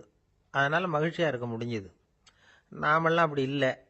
வேலை கிடைக்கிற வரைக்கும் கிடைச்சா போதும் அப்படின்னு இருக்கும். கிடைச்சதுக்கு அப்புறம் ஏன்டா இந்த வேலைக்கு வந்தோம்னு ரொம்பவும் அழுத்துக்குவோம். சரி, நாம் இருக்கிற இடத்துல நாம் வெற்றிகரமா இருக்க வழி உண்டா அப்படின்னா உண்டுன்னு சொல்றாங்க. அதாவது மன இயல் நிபுணர்கள் இருக்கிறாங்க இல்லையா, அவங்க அதுக்கு முக்கியமா 6 வழிகள் சொல்றாங்க. நீங்க ஒரு அலுவலகத்துல வேலை பார்க்கறவரா அப்படின்னா இதை கேளுங்க. அதாவது உங்க மேலதிகாரி எதிர்பார்ப்புக்கு தகுந்த மாதிரி உங்க வேலை இருக்குதா? அப்படி இல்லைன்னா முதல்ல உங்க வேலையின் தரம் உயரணும். உங்களுக்கு மேல கீழே வேலை பார்க்குற பணியாளர்கள் கிட்ட நல்ல விதமா பழகுறீங்களா? அந்த உறவு முறையில ஏதாவது குறை இருந்தா அதை கண்டுபிடிச்சு சரி பண்ணுங்க. நம்பிக்கைக்கு உரியவர் அப்படின்னு நீங்க பேர் எடுக்கணும். நீங்க எடுக்கிற முடிவு நல்ல முடிவா தான் இருக்கும் அப்படின்னு அடுத்தவங்க சொல்லணும். உங்க தோற்றத்துக்கு முக்கியத்துவம் கொடுங்க. இது மனம் உடல் ரெண்டும் சம்பந்தப்பட்டது. அதனால மனசையும் ஆரோக்கியமா வச்சிருக்கணும், உடம்பையும் ஆரோக்கியமா வச்சிருக்கணும். உங்களுடைய நிர்வாகம் செயல்படுற விதத்தை நல்லா புரிஞ்சு வச்சுக்கணும். உங்களுடைய நிர்வாகம் இப்போ ஒரு காரியம் செய்யுதுன்னு வச்சுங்க, ஏன் அப்படி செய்யுது, எதுக்காக அப்படி செய்யுது, அதனுடைய குறிக்கோள் என்ன, அது நீடிக்கிறதுக்கு காரணம் என்ன, இதெல்லாம் தெரிஞ்சுக்கணும். சிரிப்புக்கு வஞ்சகம் பண்ணக்கூடாது. நல்லா சிரிக்கணும், அப்போதான் அது திரும்ப கிடைக்கும். கடந்த கால தோல்வியை பற்றி கவலைப்படக்கூடாது. முதலாளி விருப்பம் தெரிஞ்சு நடந்துக்கிறது நல்லது தான். அதுக்காக காக்கா பிடிக்கணுங்கிற அவசியம் இல்லை. உங்களுக்கு ஒரு பொறுப்பான வேலை கிடைக்குது, உடனே சத்தம் குழப்பம் அப்படின்னு சூழ்நிலையை இறுக்கமாக ஆக்கிடக்கூடாது. எந்த சூழலையும் இயல்பாக கையாளக்கூடியவர் அப்படிங்கிறத காட்டணும். இதெல்லாம் உங்கள் துறையில் நீங்கள் வெற்றி பெற நிபுணர்கள் சொல்கிற யோசனைகள். இவ்வளவு விவரமும் சொல்லிவிட்டு ஒருத்தரை பார்த்து கேட்டோம், இப்போ சொல்லுங்க, நீங்கள் செய்கிற வேலை உங்களுக்கு பிடிச்சிருக்குதா அப்படின்னோம். ரொம்ப ரொம்ப பிடிச்சிருக்குது அப்படின்னார். சரி, என்ன செஞ்சிட்டு இருக்கிறீங்க அப்படின்னு கேட்டோம். சும்மா தான் இருக்கிறேன் அப்படின்னார். ஒரே ஒரு ஊரில் ஒரு பாதிரியார் இருந்தார். ரொம்ப நாள் சந்தோஷமாக வாழ்ந்தார். ஒரு நாள் அவர் மடத்து சமையல் அறையில் பாத்திரங்களை கழுவி துலக்கி சுத்தப்படுத்திக்கிட்டு இருந்தார். அந்த சமயத்தில் ஒரு தேவதூதன் அவர் முன்னாடி வந்து நின்னான். இவர் நிமிர்ந்து பார்த்தார். ஆண்டவர் என்னை உங்ககிட்ட அனுப்பியிருக்கிறார். பரலோகத்தில் வாசம் செய்யறதுக்கு உங்களுக்கு நேரம் வந்துட்டுது அப்படின்னு அந்த ஆள். ஆண்டவருக்கு என்னோட ஞாபகம் வந்ததுக்கு நன்றி. ஆனாலும் இப்போ இங்கே நீயே பாரு, எவ்வளவு பாண்டங்கள் பாக்கி இருக்கு. இவ்வளவையும் நான் சுத்தப்படுத்த வேண்டியிருக்கு. நான் நன்றி கெட்டவனாக இருக்க விரும்பலை. இந்த பணியை முடிக்கிற வரைக்கும் என்னுடைய பரலோக வாழ்வை தள்ளி வைக்க முடியுமா? நீ என்ன நினைக்கிற அப்படின்னு கேட்டார். தேவதூதன் தனக்கே உரிய விவேகத்தோட அன்போட பாதிரியாரை பார்த்தான். சரி, என்ன செய்யலாம்ங்கிறத அப்புறம் சொல்கிறேன் அப்படின்னு சொல்லிவிட்டு புறப்பட்டு போயிட்டான். ஒரு நாள் அந்த பாதிரியார் தோட்டத்தில் உள்ள களைகளை எல்லாம் ஒரு களை கொத்தியால் கொத்தி களை எடுத்துக்கிட்டு இருக்கிறார். அந்த சமயத்தில் இந்த தேவதூதன் மறுபடியும் அவர் முன்னாடி வந்து நிற்கிறான். பாதிரியார் பார்த்தார். இதை பாரு, இந்த தோட்டம் பூராவும் எவ்வளவு களை மண்டி கிடக்கு. பரலோகம் கொஞ்ச காலம் எனக்காக பொறுத்திருக்கலாம்னு நீ நினைக்கிறியா அப்படின்னு கேட்டார். தேவதூதன் சிரிச்சுக்கிட்டே மறுபடியும் மறைஞ்சிட்டான். மறுபடியும் அவர் களை எடுக்கிறது, தானிய களஞ்சியத்துக்கு வர்ணம் பூசுறது, இப்படிப்பட்ட வேலைகளில் ஈடுபட்டிருக்கார். இன்னொரு நாள் ஒரு மருத்துவமனையில் நோயாளிகளை கவனிச்சுக்கிட்டு ரொம்ப தீவிரமாக இருக்கிறார் அந்த பாதிரியார். ஒரு நோயாளியோட தாகத்துக்கு தண்ணீர் கொடுத்துட்டு நிமிர்ந்து பார்க்குறப்போ தேவதூதன் மறுபடியும் அவர் முன்னாடி வந்து நிற்கிறான்.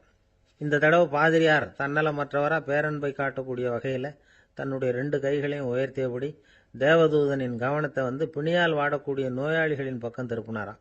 தேவதூதன் ஒன்றும் சொல்லலை, மறைஞ்சிட்டான். அன்னைக்கு சாயந்தரம் பாதிரியார் மடத்தில் உள்ள தன்னுடைய அறைக்கு போய் இளைப்பாறினார்.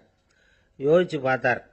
தேவதூதனையும் தேவதூதனின் விருப்பத்தையும் பல நாள் தள்ளி போட்டு வந்ததையும் அவர் ரொம்ப நினச்சி பார்த்தார். திடீர்னு தான் முதுமை அடைகிறதையும் சோர்வு அடைகிறதையும் உணர்ந்தார்.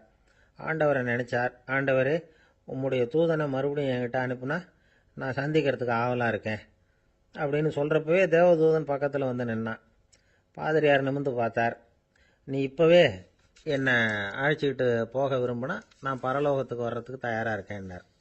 தேவதூதன் அந்த பாதிரியாரை அன்போடவும் விவேகத்தோடவும் பார்த்து, நீங்கள் என் கூட பரலோகத்துக்கு வர்ற தயாராக இருக்கிறதா சொல்கிறீங்க, ஆனால் நீங்கள் இதுவரைக்கும் வேற எங்கே இருந்ததா நினைக்கிறீங்க அப்படின்னானா. அப்படின்னா இதுவரைக்கும் இருந்த இடம் தான் பரலோகம் அப்படிங்கிறத உணர்த்தியிருக்கிறான். பரலோகம்னா என்னன்னு புரிஞ்சுக்கிறதுக்கு இந்த சம்பவம் நமக்கு உதவியாக இருக்குது. தொண்டு செய்கிறத விட பெரிய செயல் வேற எதுவும் இருக்க முடியாது. அது நம்ம மனசுக்கு கொடுக்குற சுகத்தை வேற எதுவும் கொடுக்க முடியாது. நாம் தொண்டு செய்கிற இடம் தான் அந்த புண்ணிய இடம். ஆனால் இந்த காலத்துல எல்லாம் நாம் தொண்டு செய்யணும்னு நினச்சி ஏதாவது ஆரம்பித்தா கூட அதை ஒரு மாதிரியாக சுற்றி நின்று வேடிக்கை பார்க்க ஆரம்பிச்சிடுறாங்க. ஒரு பெரியவர் அப்படித்தான் ஒரு தொண்டு செஞ்சுக்கிட்டு இருந்தார். ஒரு கோவில் கட்டிக்கிட்டு இருந்தாங்க. அதில் ஒரு இடத்துல ஒரு பலகையை வச்சு ஆணி அடிக்கிற வேலையை செஞ்சுக்கிட்டு இருந்தார் அந்த பெரியவர். ஒரு சின்ன பையன் அதை ரொம்ப ஊக்கமாக அக்கறையாக கவனிச்சுக்கிட்டு இருந்தான். பெரியவர் இதை கவனிச்சார். என்னப்பா பார்க்குற, உனக்கும் இது மாதிரி தொண்டு செய்யணும்னு ஆசையாக இருக்கா அப்படின்னு கேட்டார். அதுக்கு அந்த பையன் சொல்கிறான், அப்படி இல்லைங்க, நீங்கள் ஆணி அடிக்கிறப்போ கையில் சுத்தியால் அடிச்சுக்கிட்டா எப்படி துடிப்பீங்க, எப்படி கத்துவீங்கன்னு தெரிஞ்சுக்கிறதுக்காக அதை பார்க்கணும்னு ஆசை, அதுக்காக தான் காத்துக்கிட்டு இருக்கேன் அப்படின்னு நானும். நம்பிக்கை இல்லைன்னா இந்த உலகத்தில் நாம் நடமாடவே முடியாது. அவநம்பிக்கையோடு இருந்துக்கிட்டு இருந்தா என்னைக்கும் அவஸ்தை தான். நாம் நம்புறது நடக்குதோ இல்லையோ அது வேற விஷயம். ஆனால் எதையும் நம்பி தான் நாம் அடி வைக்க வேண்டியிருக்கு. வேற ஒன்றும் வேணாம், ஒரு லாட்ரி சீட்டு வாங்குகிறோம், அது எங்கே நமக்கு விழப்போகுது அப்படிங்கிற அவநம்பிக்கையோடவா வாங்குகிறோம்? பரிசு நமக்கு தான் அப்படிங்கிற நம்பிக்கை உள்ளூர இருக்கிறதுனால தான் அதை வாங்குகிறோம். இருந்தாலும் முடிவு வேற மாதிரி ஆயிடுது. அதுக்காக மனசு சோர்ந்து போகிறதில்ல. அடுத்த மாதமும் சீட்டு வாங்குகிறோம். இந்த நம்பிக்கை தான் மனித வாழ்க்கைக்கு ஆதாரம். ஒரு கடையில் போய் டீ சாப்பிட்றீங்க, அந்த டீ நல்ல டீ தானா, அதில் விஷம் கலந்துருக்குமா அப்படிங்கிற சந்தேகம் வந்துட்டுதுன்னு வச்சுங்க. அதுக்கப்புறம் அதை எப்படி நீங்கள் சாப்பிட முடியும்? நம்பி தான் சாப்பிட்ணும். ரயில் ஒழுங்காக போய் சேருங்கிற நம்பிக்கை இருக்கிறதுனால தான் அதில் ஏறி உட்காடுறோம். லெட்டர் ஒழுங்காக போய் சேருங்கிற நம்பிக்கை இருக்கிறதுனால தான் பெட்டியில் போடுறோம். சரி, நம்ம கதையெல்லாம் நம்மளோட இருக்கட்டும். மனித நம்பிக்கை எந்த அளவுக்கு உறுதியாகவும் அறிவுபூர்வமாகவும் இருக்கணுங்கிறதுக்கு அலெக்சாண்டர் வாழ்க்கையில் நடந்த ஒரு சம்பவத்தை உதாரணமாக சொல்லலாம். இந்த உலகத்தையே ஜெயிக்கணும்னு புறப்பட்டார் அலெக்சாண்டர். ஒரு கட்டத்தில் அவர் சிட்னஸ் நதி கரைக்கு வந்து சேர்ந்தார். அந்த சமயத்தில் அவருக்கு கடுமையான நோய் வந்துட்டுது. அவர் கூடவே வந்திருந்த கிரேக்க வைத்தியர்கள் என்னென்னமோ முயற்சியெல்லாம் பண்ணி பார்த்தாங்க. இருந்தாலும் அலெக்சாண்டருக்கு வந்திருக்கிறது என்ன நோய்ங்கிறத அவங்களால கண்டுபிடிக்க முடியல. ஏன்னா அந்த பகுதியில் உள்ளவங்களுக்கு மட்டுமே அதிகமாக வரக்கூடிய ஒரு வினோதமான நோயாக இருந்தது அது. ஆனால் அவர் இருக்கிற இடம் எதிரியோட இடம், பாரசீக மன்னனோட ஆளுகைக்கு உட்பட்ட இடம். என்ன பண்ணுறது அப்படின்னு எல்லாரும் யோசனை பண்ணாங்க. பாரசீக மன்னனோட அரண்மனையில் இருக்கிற வைத்தியர் வந்தால் இந்த நோயை குணப்படுத்தி விடுவார் அப்படின்னு சொன்னாங்க. இருந்தாலும் எதிரியோட நாட்டில் இருக்கிற வைத்தியரை கூப்பிட்டு எப்படி நம்பி வைத்தியம் பார்க்க சொல்கிறது அப்படின்னு சொல்லி எல்லாரும் தயங்கினாங்க. ஆனால் அலெக்சாண்டர் தயங்கலை. பரவாயில்ல, அழைச்சிட்டு வாங்கன்னு விட்டார். உடனே அவரை போய் அழைச்சிட்டு வந்துட்டாங்க. அவர் வந்தார். அலெக்சாண்டர் உடம்பை பரிசோதனை பண்ணி பார்த்தார். சரி, இதை குணப்படுத்தி விடலாம், பயப்பட வேண்டியதில்லை. ஆனால் இதுக்கு ஒரு மூலிகை ரசம் தயார் பண்ணி கொடுக்கணும். நான் போய் அதை தயார் பண்ணிவிட்டு 2 நாளில் திரும்பி வந்துடுறேன் அப்படின்னு சொல்லிவிட்டு போனார் அந்த வைத்தியர். அதே மாதிரி 2 நாளில் திரும்பி வந்தார் மூலிகை ரசத்தோட. இதுக்கு இடையில் அலெக்சாண்டரோட தளபதிகளில் ஒருத்தர் ரகசியமாக ஒரு எச்சரிக்கை கடிதம் கொடுத்து அனுப்பியிருக்கிறான். அதை வாங்கி என்ன விஷயம்னு பார்த்தார். இப்போ உங்ககிட்ட வந்திருக்கிற எதிரி நாட்டு வைத்தியரை நம்பாதீங்க, அவன் கொண்டுகிட்டு வந்திருக்கிற மூலிகை ரசத்தில் விஷம் கலந்துருக்குது அப்படின்னு அதில் எழுதியிருக்கு. அதை பார்த்தார் அலெக்சாண்டர். இருந்தாலும் கொஞ்சம் கூட அலட்டிக்கல. வைத்தியர் கொடுத்த மருந்தை வாங்கி கடகடன்னு குடிச்சுட்டு அதுக்கப்புறம் அந்த கடிதத்தில் இருந்த விஷயத்தை அந்த வைத்தியர்கிட்ட சொன்னார். வைத்தியர் திகைச்சு போயிட்டார். தன் மேலே அலெக்சாண்டர் வச்சிருக்கிற நம்பிக்கையை பார்த்து அவருக்கு ரொம்ப வியப்பு. வைத்தியர் உண்மையிலேயே நல்ல மருந்து தான் கொண்டுகிட்டு வந்து கொடுத்துருக்கிறார், அதில் விஷம்லாம் எதுவும் கலக்கலை. அதுக்கப்புறம் அலெக்சாண்டர் அந்த வைத்தியரை பார்த்து சொன்னாராம், நம்பிக்கைங்கிற அச்சாணியை ஆதாரமாக வச்சுக்கிட்டு தான் இந்த உலகம் சுற்றிக்கிட்டு இருக்குது. எனக்கு எதிரியாக இருந்தாலும் பாரசீக மன்னர் ரொம்ப பெரியவர். அப்பேற்பட்ட மன்னருடைய அரண்மனை வைத்தியர் தொழில் நேர்மை இல்லாதவராக இருக்க மாட்டார். அப்படி இருந்தால் அவரை அரண்மனை வைத்தியராக வச்சிருக்கவே மாட்டாங்க அப்படின்னு நம்பினேன். என்னுடைய நம்பிக்கை வீண் போகலை அப்படின்னாராம். இதுதான் மானுட நம்பிக்கைங்கிறது. இந்த காலத்துலேயும் இது மாதிரி இந்த மானுட நம்பிக்கையை ரொம்பவும் சாமர்த்தியமாக கையாளுகிற கெட்டிக்காரங்க சில பேர் இருக்கிறாங்க. ஒரு இந்த காலத்து குரு, அவருக்கு ஒரு சிஷ்யன்.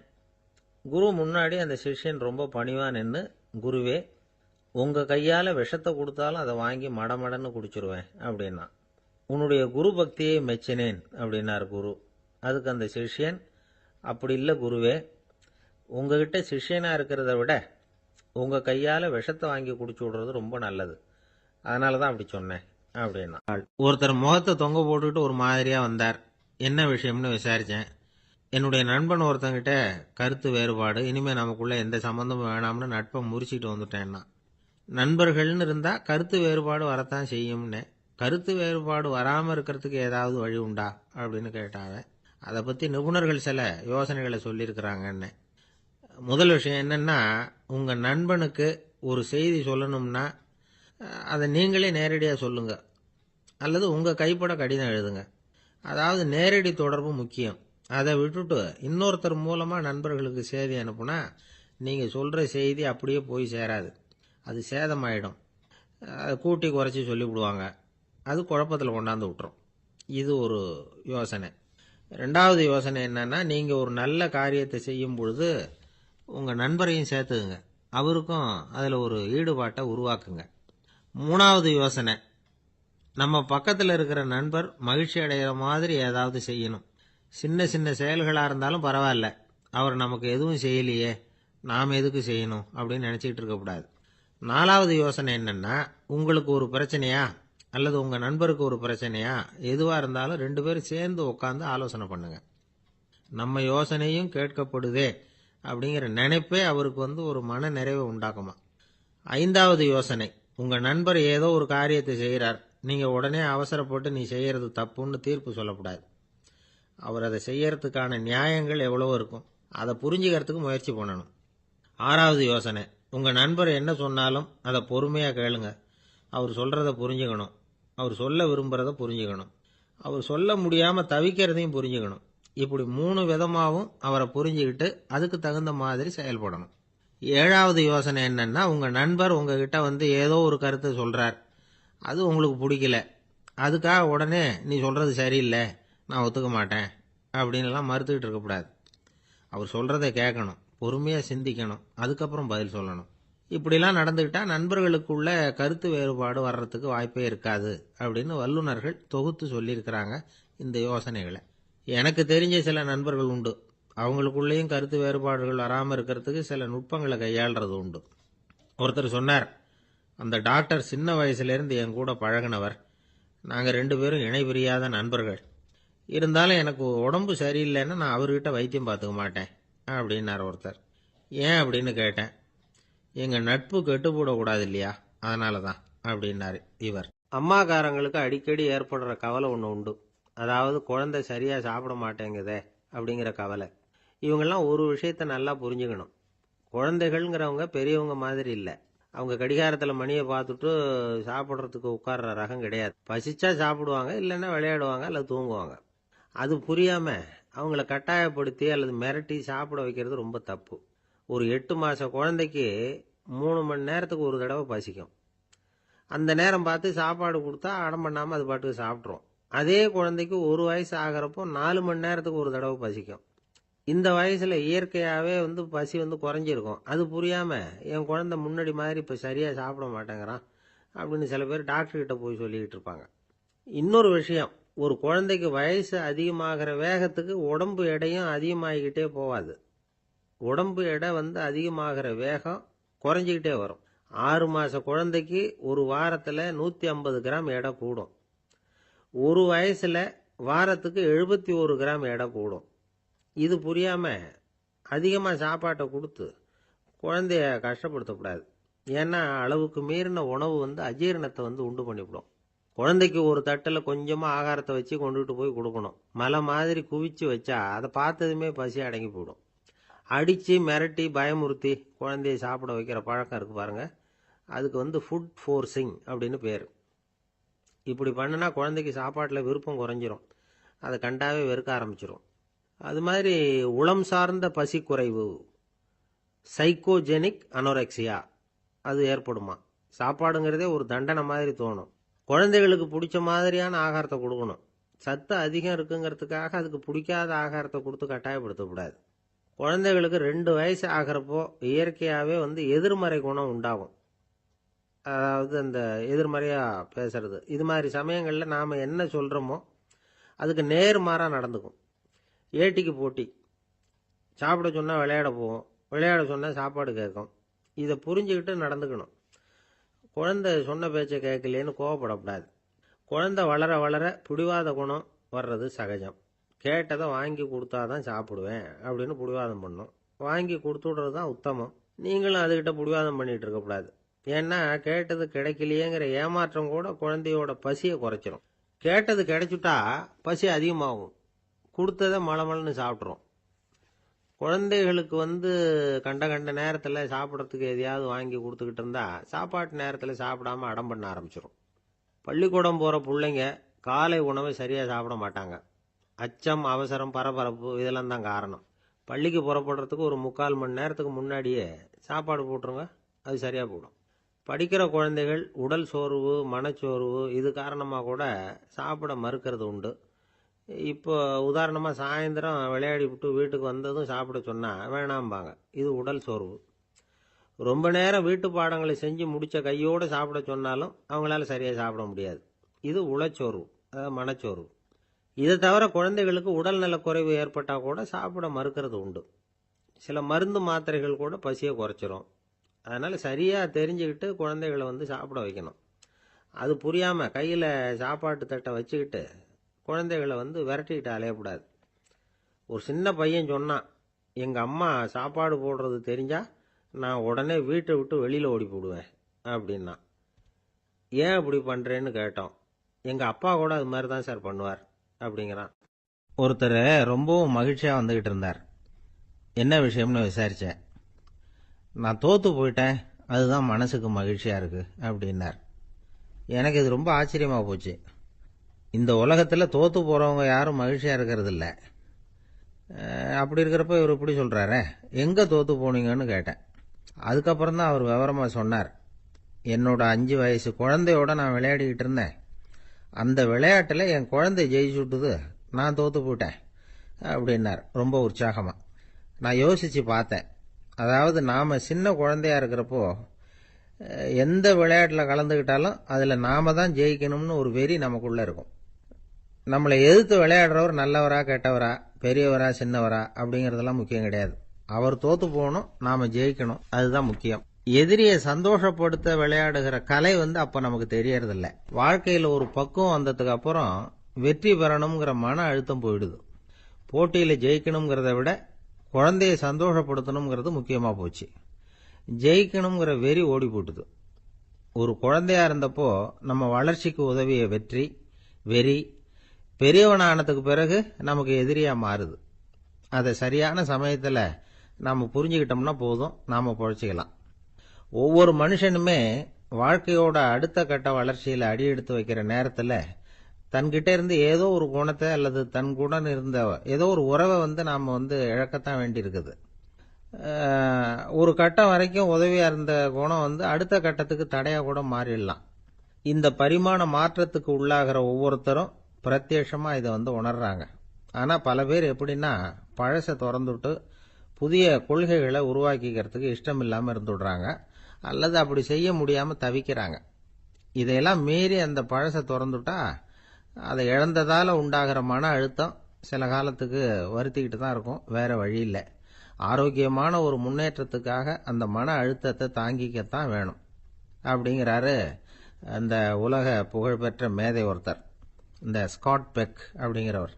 பிறந்த நாள் முதல் இதுதான் சரி அப்படின்னு கற்பிக்கப்பட்டு வந்த ஒவ்வொரு தத்துவத்தையும் தங்களுடைய வளர்ச்சிக்கு தகுந்த மாதிரி மாற்றி அர்த்தப்படுத்தி கொள்ள முடியாமல் வாழ்க்கை சூழல்ல அப்படியே அரைப்பட்டு தூளாகிறவர்கள் தான் ரொம்ப தவிக்கிறாங்களாம். இதுதான் அவருடைய கருத்து.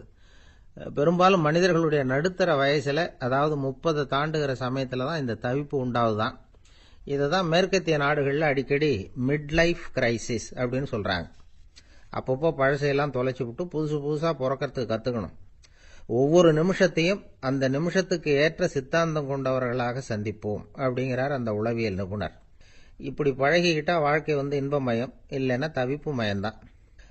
பழச தொலைக்க முடியாதவர்கள்ல எத்தனையோ பேர் உண்டு, எத்தனையோ ரகம் உண்டு. அதுல வேடிக்கையான நண்பர்களும் உண்டு.